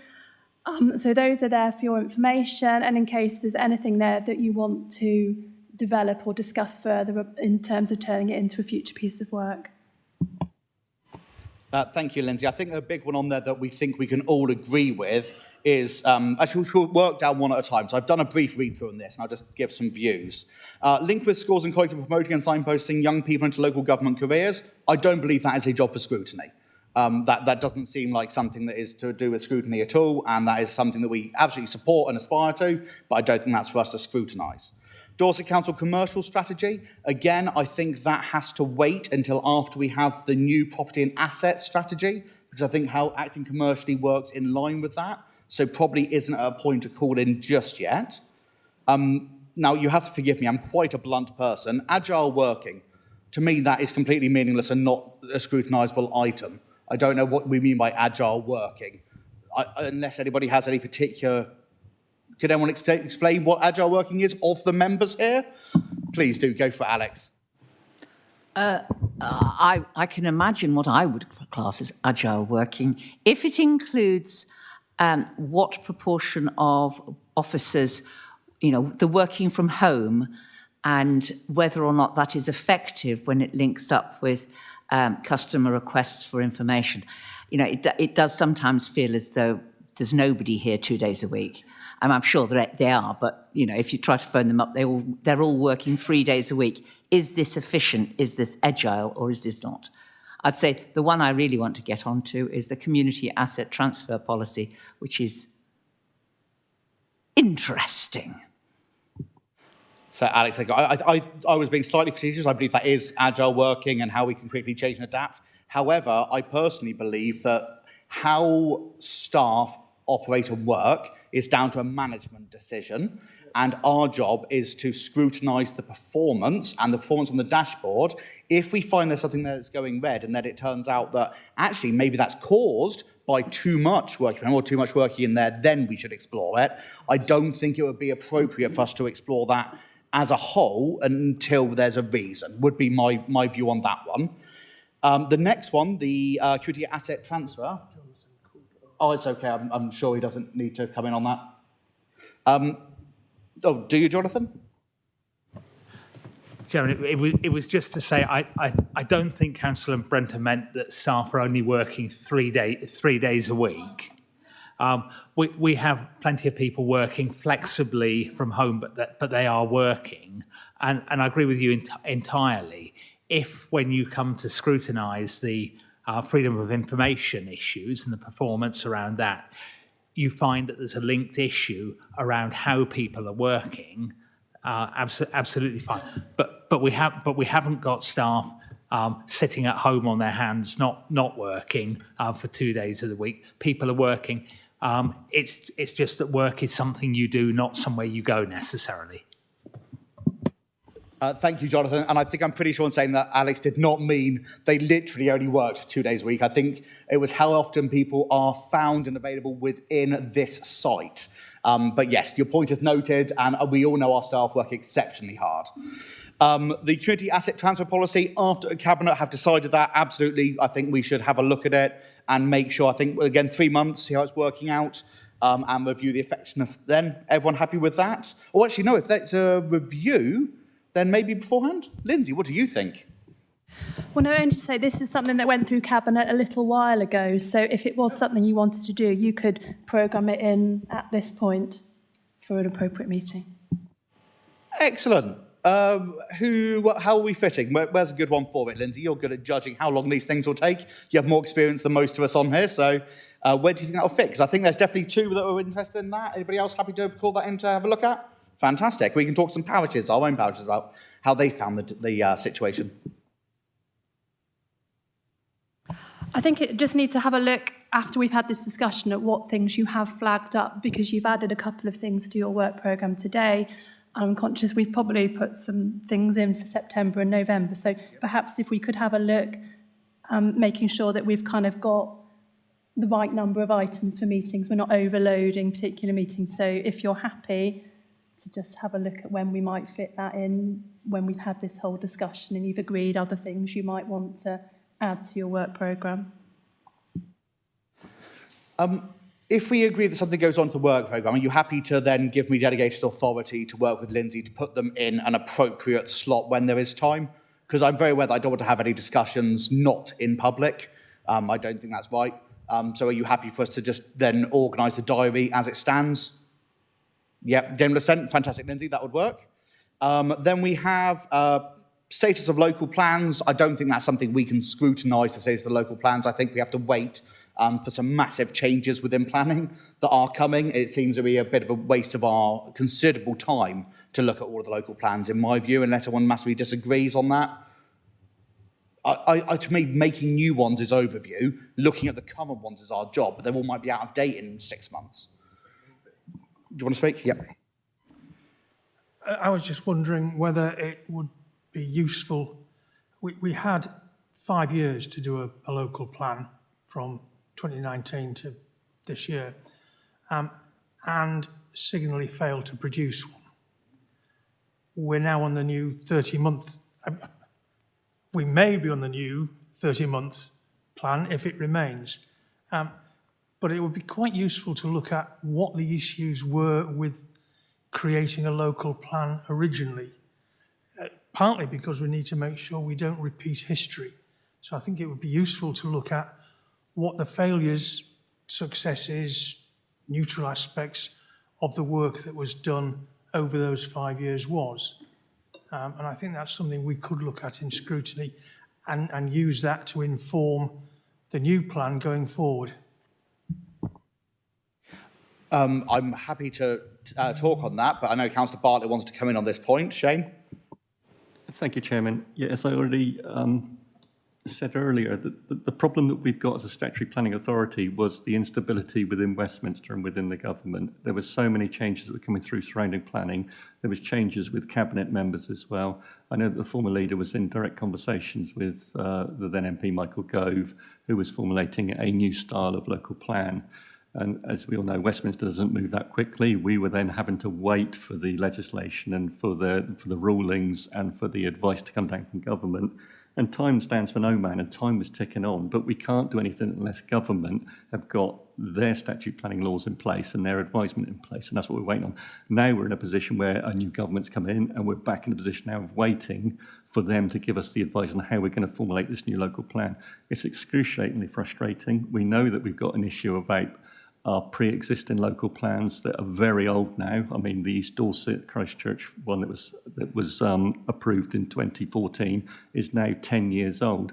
And the trouble with planning law and planning considerations is that those plans are carrying less and less weight when we bring applications to committee. So we know that we are aware in the present position that we're in and the predicament around it, but we are working towards formulating and creating that new local plan. But as I said, we are a statute planning authority dealing with statute planning law that is handed down from Westminster, and we are dependent on government actually getting everything in order. Thank you.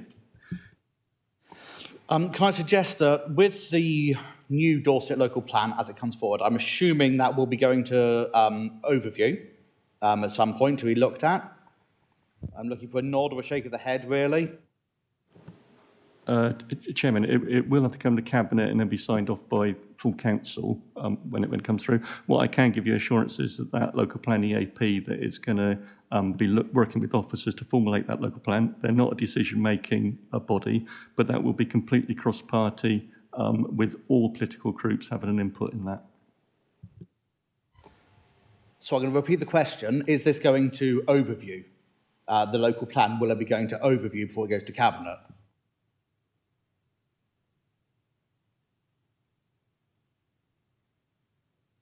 Okay, spoilers, as a really large new policy that's going through, yes, it will have to go to overview beforehand, won't it? Surely, Jonathan? I'm advised that subject to consultation, it can come to overview, yes. Chairman, I think we'll have to go away and look at the timetable, because there's obviously a complex public consultation timetable around the local plan, which and ultimately the local plan. So when you think about how we work with overview committee feeding into cabinet, the local plan is something that ultimately will end up in front of all 82 councillors for a full council decision. So we just need to go away and have a look at that for you. I just want to double check, because I'm pretty sure that the larger the item of work we're doing, the more important it is that it goes to overview or scrutiny, whichever's appropriate, beforehand. So I want to just double check that I'm surprised for having to look into this. This should be an absolutely, it is going to overview. And I would heavily encourage us to do so, because that's the way you do get buy-in from everybody with it before it goes to Cabinet.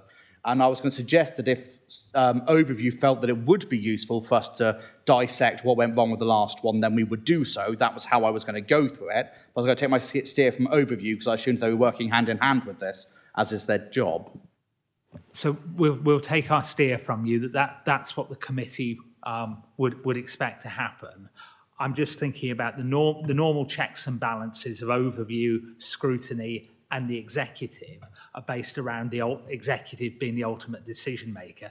In this case, it's all 82 of you as councillors anyway making the final decision.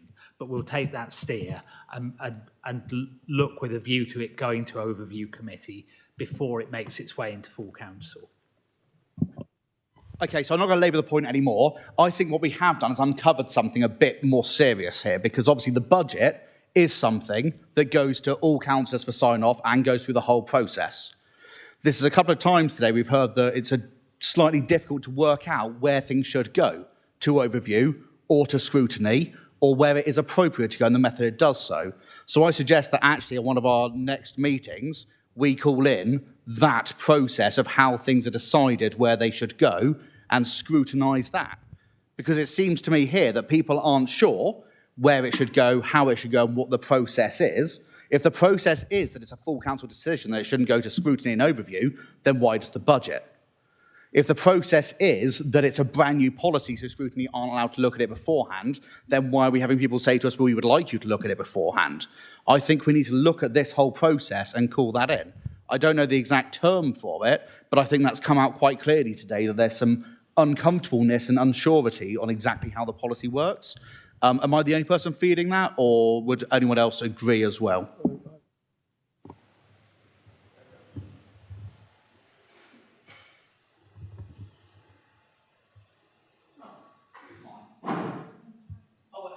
Oh. What I was, it's probably cheeky, but I'm a bit sort of new to this scrutiny lark, but it did seem to me that the big issue with our draft local plan, which sort of ground into the dust a bit, was the quality of consultation, not necessarily the policies in it, but the way it was consulted on. Would it be something that the scrutiny committee could scrutinise how the consultation is put out, because that was what stalled it. We had so many people getting back, opposing not just the plan, but the consultation process. Could that be separated out from the plan? Going back to what you said, Mr. Chairman, I fully endorse what you said. You should know exactly what's happening from one area or another. It should be defined quite straightforwardly, and I'm surprised I've come to this arena and it's not, to be honest. Is this not covered in the Constitution already? So presumably it's laid out fairly well. I'd need to read it again, but I think it is well covered in the Constitution. Perhaps the process we need to do is to say, are we following the Constitution, or does the Constitution need a bit of a tweak to make things clearer? It absolutely is laid out in the Constitution, you are correct, and my worry was that Jonathan, who is in charge of that, didn't know where it should go or how it should, because obviously there are difficulties and nuances to it. And we have had disagreement between a cabinet member, the monitoring officer, not monitoring officer, oh, you're not monitoring officer? You are, yeah, between the monitoring officer, a cabinet member, and a corporate director. And I think that, to me, sets some alarm bells running, and I think we should look into it and make sure that it's a clear and usable policy and constitution. And Jonathan is desperate to come in, so please do come on in. Chairman, I don't think that the cabinet member and I are having a disagreement about where something should go under our rules at the moment. And I know that Councillor Bartlett doesn't like the current rules that we have. And I think on the whole, those rules are clear. And the position is that the overview committees assist the Cabinet in developing policy. This committee's role is, after the event, looking at the implementation of those policies, how successful they are. I think the Constitution is largely clear about that. The particular issue that we were talking about was the complexity of a local plan, where we haven't got in front of us in this meeting at the moment a local plan timetable where we could map public consultation, overview, scrutiny, final decision by the full council against that. But yes, usually we would expect to use the overview committee to assist in developing policy. But a local plan is a particular sort of beast with extra stages of public consultation in there that we just need to map through. But fundamentally, the arrangements in this council for overview and scrutiny and the difference between them are actually quite clear and straightforward. Thank you, Jonathan, except that previously you did disagree with the cabinet member on if things should go and when they should go. So that did occur. We can get the recording later if you are unsure of it. Secondly, I think it's very clear that just now you did say that you didn't think it would go to overview, not that you were about the timeline and when it could go. and there's some very clear statements that were made that are not necessarily in line with your summary you just made, and I think there's no harm in us calling in what is that exact process it goes through, and to make sure that it is clear as day and a policy that can be applied evenly and fairly, because it would be awful if we suddenly found out that another very large important policy, like the local plan, wasn't going to come to scrutiny. That would be a real shock that I don't think any of us would enjoy. So I don't think we need to actually discuss it anymore now. I think we can just bring that forward as something we'll look at, is the actual policy of what goes to where, scrutiny and overview. And I suggest that maybe that's a joint one with overview as well, because I think they should be involved in it. It seems appropriate. No, okay, you disagree, David? You think maybe we could, because it's scrutinising, it should just be with us? I'm just a bit wary of conflating overview and scrutiny. I'm not necessarily disagreeing with the sentiment. I want to think about it, because I think we're in danger of combining and conflating the roles and responsibilities of different committees. So it's not like having a joint people and health and place and resource scrutiny or overview. It's conflating overview with scrutiny. I'm not sure that's right. I'd probably want to take a little bit of advice on that and have a bit of a think about it. In that case, Chairman, can I make a suggestion? Right. Cool. Sorry, you have to go through the chair. If you let us know, we'll come forward. Yeah, I think you're probably at a very good point there. Let's scrutinise it first, look at it, and then decide if it's a conversation we should have. I think we're putting cart before the horse, and yeah, you're right. Let's just scrutinise it, look through it, because it might be that we look through it, it's clear as day, and we don't need to discuss it any further. So are we happy just to scrutinise it? No, you don't want to scrutinise it? No? Okay. Sorry, yeah. I just wanted to clarify, as far as I'm aware, and obviously I'm a newbie in this process, the executive is the ultimate decision-making body. So to me, I'm struggling, again, I'm very new to it, but in terms of overview, providing a review of decisions that Cabinet are putting forward, and scrutiny providing that reverse-looking view, it seems to me if the executive is involved, that goes to the ultimate deciding body. And I can't, if we're saying that scrutiny or overview gets to review things that go before the executive, that seems to me, and I'm kind of seeking clarity from Jonathan really about that. Chairman, what I was going to suggest a moment ago, sorry.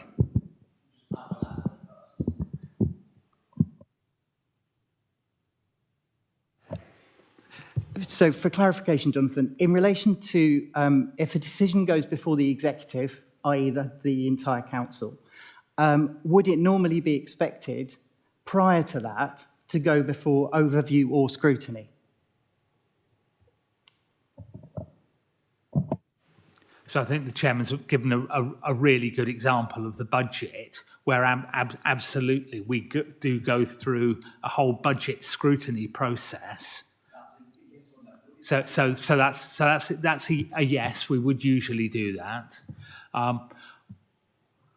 What I was going to go on to suggest was that we're in danger. I'm in danger even of tying myself up on what's scrutiny and what's overview.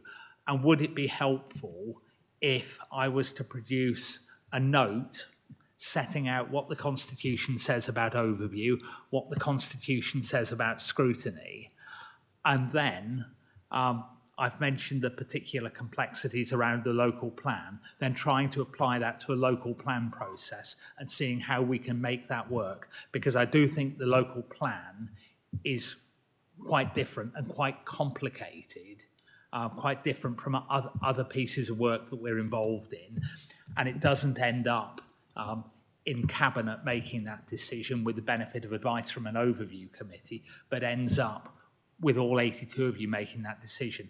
I'd like to go away, take the opportunity to sit down with the Constitution, provide you with a bit of a summary of how that works, and then map it out with the corporate director for how and the Cabinet member for the local plan in particular. So I believe what Jonathan said was, yes, it is absolutely normal for it to go to overview and scrutiny beforehand, whichever's appropriate. That is kind of how it has in the past. Jonathan, if you'd like to go away and do that, you're more than welcome to. I think we should call in that part of the decision-making and to go through it and have a report on there. I will come to you shortly, Shane. Unless anybody can think of a reason not, I'm concerned by the lack of surety of what goes where, and I think we should then scrutinise that, look at it for ourselves, and if we're happy to, we'll put that on for probably the December. Have you got one in December? When's a good one, Lindsay?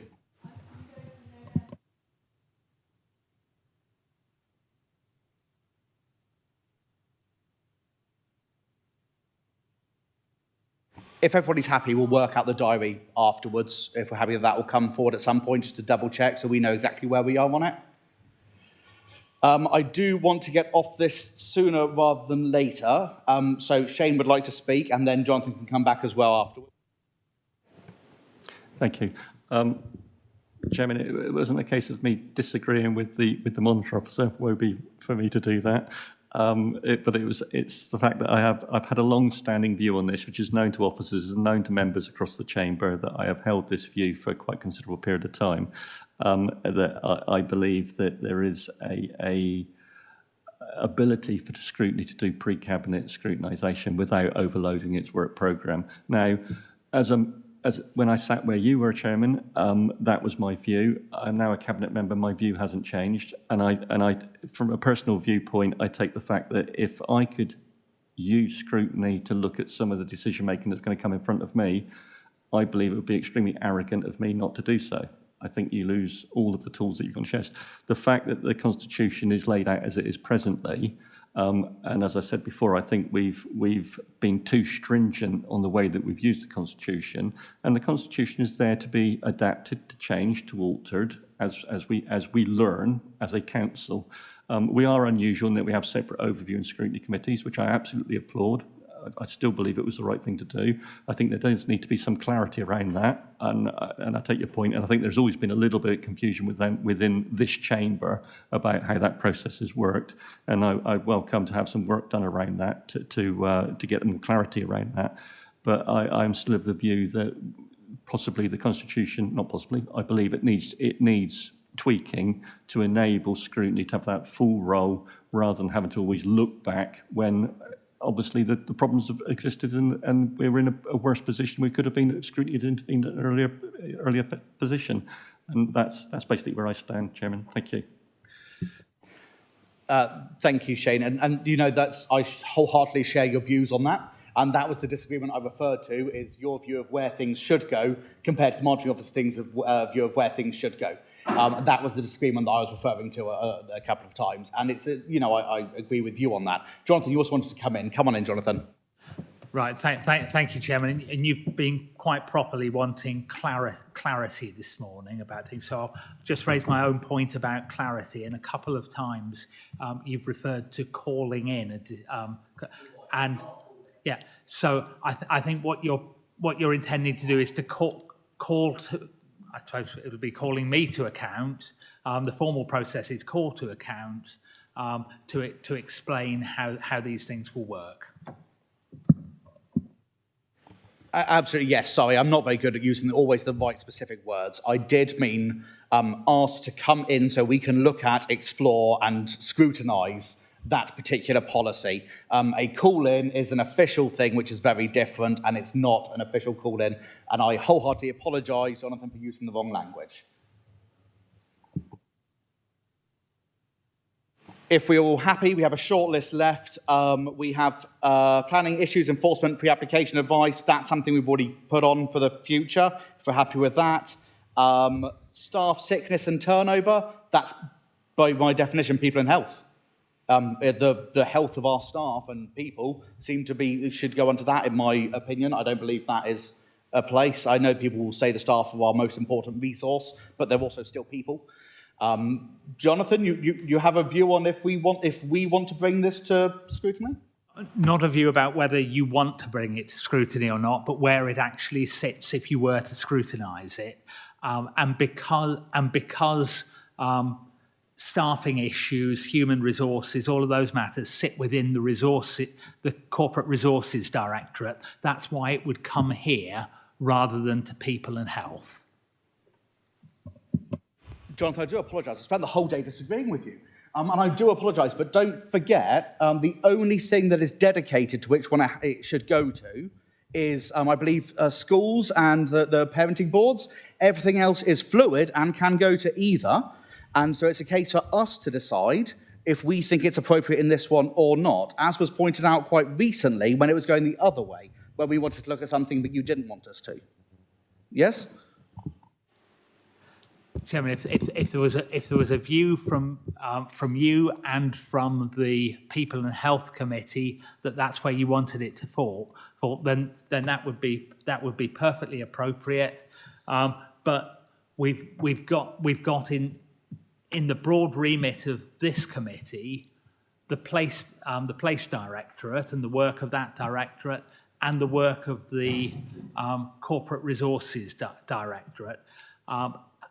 Up until now, it's always come here, and I'm not saying you should or should not scrutinise it. Only that the natural place where it has fallen until now has been this committee. Thank you, Jonathan. But as you pointed out, the natural places aren't there, and that they go to whichever one is convenient at the time. That was the decision that was made, and it's only right that we follow the decisions that were made. The only things that cannot come to us are very specific examples. And those are being laid out legally for us, and we need to follow them. I think, again, this is where I think maybe some clarity on what our remit is could be useful. David Took. I think, concur that one of the most important resources we have is our staff. We are the Place and Resources Scrutiny Committee. And if there are issues with staff sickness and excessive turnover, then I think it's within our remit and should be within our remit to discuss it. The People in Health, I think, will be more about general health rather than specific health of a resource of this council. So it's looking at public health rather than Dorset Council health. So I think that should come to this committee. Fantastic. Is there general agreement for that? If so, brilliant. Would you like to speak on it? Absolutely, go for it. Thank you, Chair. Councillor Rory Major for Dorchester East. Didn't particularly want to speak on it, but I agree with Councillor Took that it should come to us. Awesome, then the majority wants it to come here, so we'll put that on the forward plan to look at probably later on in the year. Happy with that, everybody? Fantastic. Next one is water quality, release of sewage and pollutants into rivers and water courses. We do not have a single policy on this as such. This would be brand new work starting from scratch. I have already spoken to Nick Ireland on this. He did mention Scrutiny a couple of times. And this, I believe, will be going to overview because it will be creating a brand new set of policies. So it's not something that we will be able to do or scrutinise until those are in place, because this really is a brand new thing. If that is then happening through EAPs and working groups, then that's fine, and we will look at that separately, but I don't think that would be appropriate on ours. You want to come in, Shane? Okay. Yeah, thank you, Chairman, for your indulgence. Yeah, I think looking at the piece separately would be good. So I think it was January 23 from, I keep on referring to your position, I'm struggling to let go of scrutiny, you will appreciate, that I requested we did this piece of work and the grid capacity one with Carl Warham, who was in the chamber earlier, and Anthony Littlechild did a fantastic job around that. And we did that grid capacity scrutiny piece, which has been, as far, I'm told, nationally recognised. It was a fantastic piece of scrutiny on grid capacity. And what it is, it brought in a lot of our stakeholders into the room, and we learned to try and come out. As I say, in January 23, I'd also suggested that we did this one as well. I think that was the right date. We never got it off of the ground, and we didn't do it. There was various reasons for that, officer resource and all sorts of things, that we never actually were able to do it. When I wanted to do it, it wasn't on your 6 o'clock nightly news when you got in from work. There was no real conversation about it, but I had a feeling this was the way things were going to be heading. And so that piece of work was to bring our stakeholders into the room to have that conversation with them, the water companies, everything. It's controlled by the Environment Agency. We don't have the ability to make any demands on it. But when I was asked by the officers as to why I thought Scrutiny should be doing a piece around it, is that as Dorset Council, we do have a responsibility to our residents in terms of their health and welfare. So I still think it is a piece of work that I would like to see this Scrutiny Committee do, setting up a task and finish group across Chamber as you're able to do after our peer review to bring the necessary people across the Chamber with the right experiences and put them together to do that piece of work. I think would be a fantastic piece of work, would emulate what we did within the grid capacity review. Thank you, Chairman. Thank you. Whilst I totally understand that, and I think what you did, the grid capacity, was absolutely fantastic, and this is pushing it forward, the actual water quality, as we're aware, is a manifesto promise. It's a really good thing, and it's something that is being told will be coming forward and happening. And as it is completely new, it should be through overview. And I think it'll be down to overview and down to probably the leader in his portfolio to set up an EAP to do a deep dive and look into this. If it appears that for some reason that isn't going to happen and we're going to do nothing about water quality, which I find very unlikely, then I think we could then try to push it forward through from here. But I think as a first port of call, we should allow that to come through the correct channels as it has been promised as a manifesto pledge. Yeah, does that make sense? Ray, you wanted to come in. Sorry, you're waving. Yeah, it's all right. Just trying to get your attention, sir. Not just a quick one on this one. We need to be aware that a lot of conversations are going on between Bridget in her section on the environment side and the water companies, and we need to make sure that we don't sort of do something that would be detrimental to that relationship that's building. I've attended in my previous life several meetings with the water companies. I know what their problems are. I know how they're trying to deal with them. It's not going to be a simple fix overnight, that's for certain, because it's a major infrastructure change. But I do think that it would be worthwhile, before any decision on this was made, that we have a conversation with Bridget to see where she feels we're going on this. Thank you.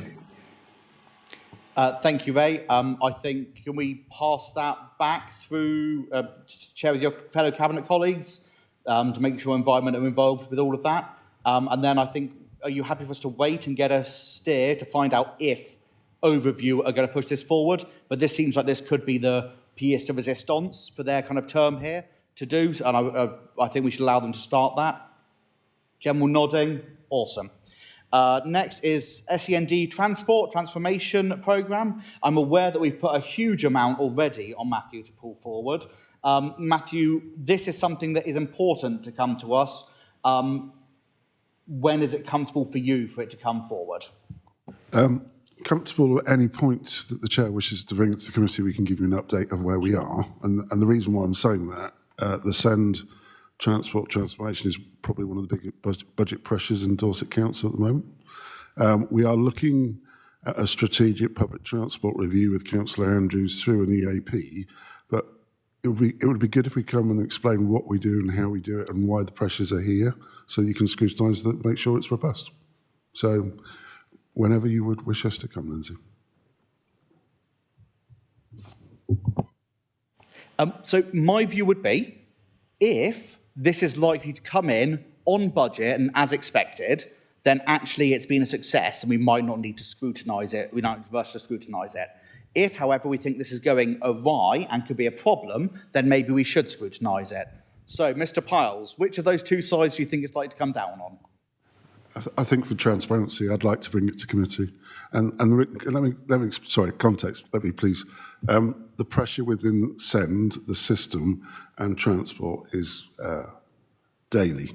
And I think it would be good for members to be satisfied that we have put in the robust processes that will then give you the assurance about that budgetary control. So I think it would be a good discussion point for members to understand how SEND and transport works. So whilst I agree with you completely, if we do that here, you might have 7 or 8 councillors, which you would explain it to. However, as a full council webinar, if it has been successful, I would suggest you go down the full council webinar route to explain to everybody so all councillors are aware of it. Our job is to scrutinise where we can add value to it. And I'm not sure we can add, if it's already working, we can't, it's harder to add value. So if you're comfortable that it's going to come in under budget and the processes are going, I can't see why we would want to scrutinise it and instead could go straight to a good news all council webinar. I can't disagree with you, Chair, but I think you'd add value, actually.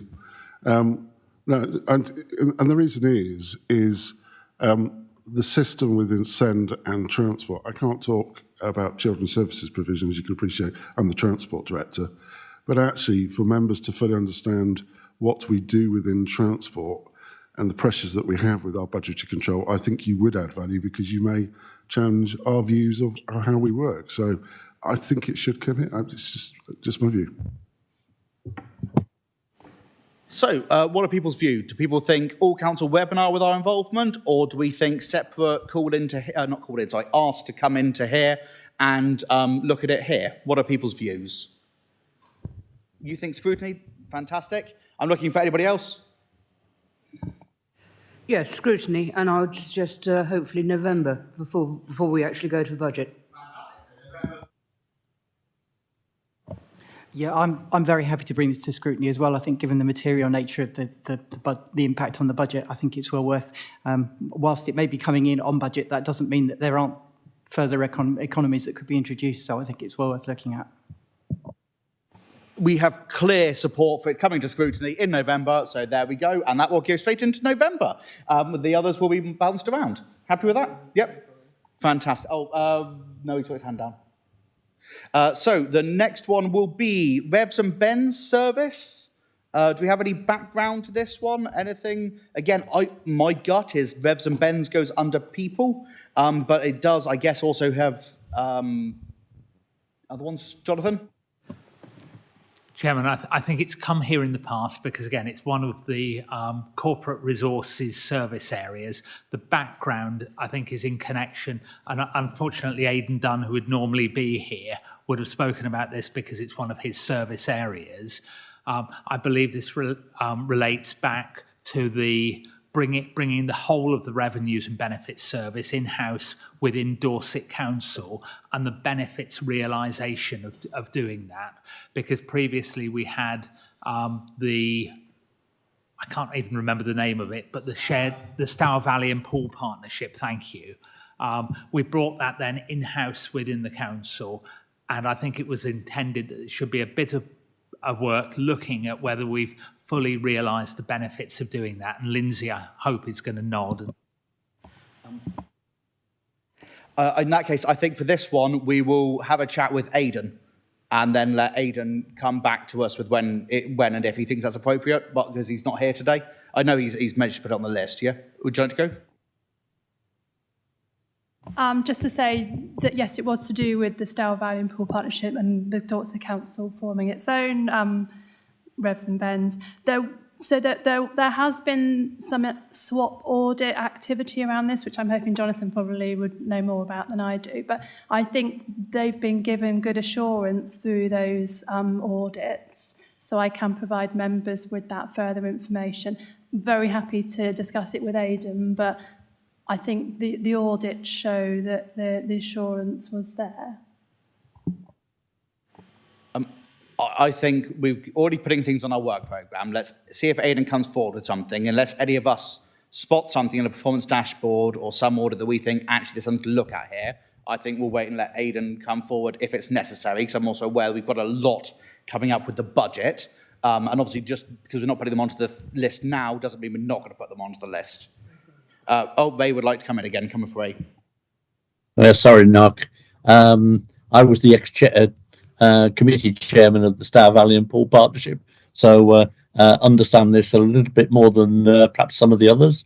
I think I'll be surprised if Aidan doesn't ask you to bring this to scrutiny, because the one area I'd like to know is what have we gained by moving it to us. Are we still getting the same sort of performance results? And I think that's something we need to scrutinise, because in the early stages, Stour Valley were producing sort of 98% collection data.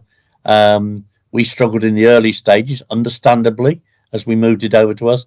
But I think it would be worthwhile us getting an update as to where we are now on it. Thank you, Ray, and I served a short time on SVPP with you, actually. And so are you happy for us to talk to Aidan about when that would be appropriate? Yep, very happy.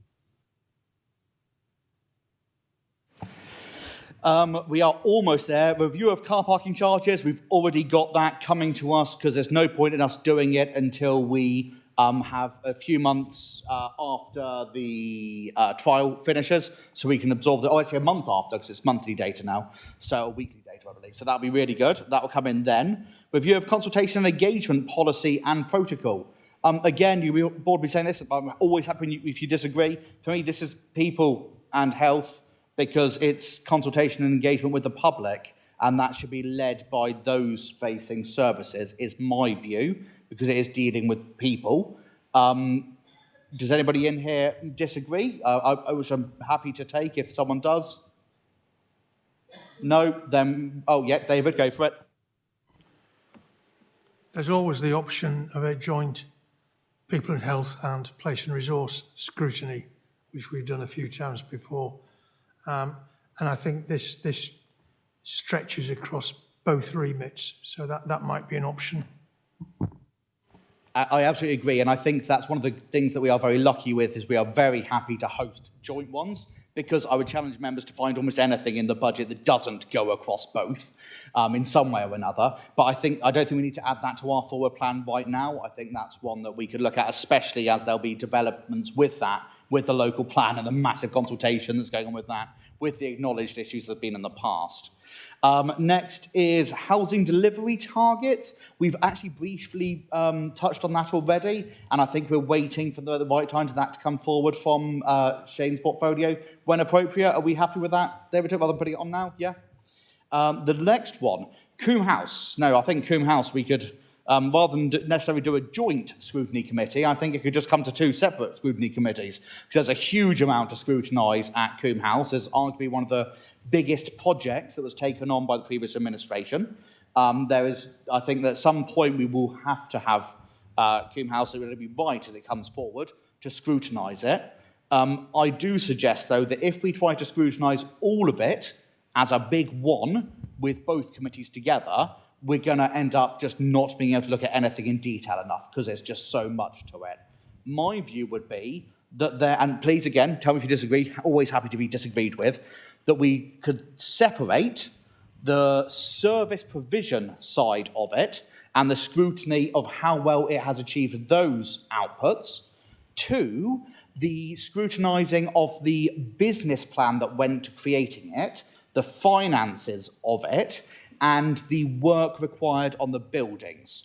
I think there is a bit of a separation we can force there, and then have two full committee meetings looking at the two polar halves. Shane, I know, wants to come in on this. Shane, come on in. Thank you, Chairman. Yeah, I'm perfectly happy with that approach. And I think part of it, we asked for the business case around it. So I think, to get an understanding of the vision that we've got for that facility, and it probably will be beneficial to members to actually have a site visit so they can have an understanding of just how big that site is, and to get a vision about how we're going to sweat that asset in the future and the potential revenue streams that could come in from that facility. It is a massive site with huge potentials, and we really need to have an understanding around that within this chamber by now.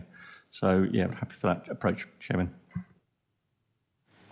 So does anybody else disagree with that approach of splitting it in the two? And I know it's almost duplicating works. It's two different committees looking at the same thing, but I think we can actually be looking at very different parts of it and give each part the deep dive it deserves. Ray, you've got your hand up. Yeah, I'll make sure I'm there next time, I promise you. Yeah, I think it's the right approach, Knock, because if you look at the original business case, this was supposed to reduce the pressure on the transport side. We were promised this, and I think we need to look at the targets we were given and the targets we've achieved. So I think there's a lot of work to be done on this. I still think Coombe House is a massive opportunity. Shane's already mentioned the fact that it's a massive building, massive piece of land, and we have potentially some great opportunities with it. But I do think, and I'm not sure this shouldn't actually go to audit and governance on the finance side. That's just a thought. Perhaps Jonathan would clarify that. But I certainly will be very interested in the discussions on this one. Thank you. Ray, if Jonathan now says I'm not allowed to look at the finances, I might cry. But maybe we could do a joint one with audit and governance. Jonathan, do you want to come in on that?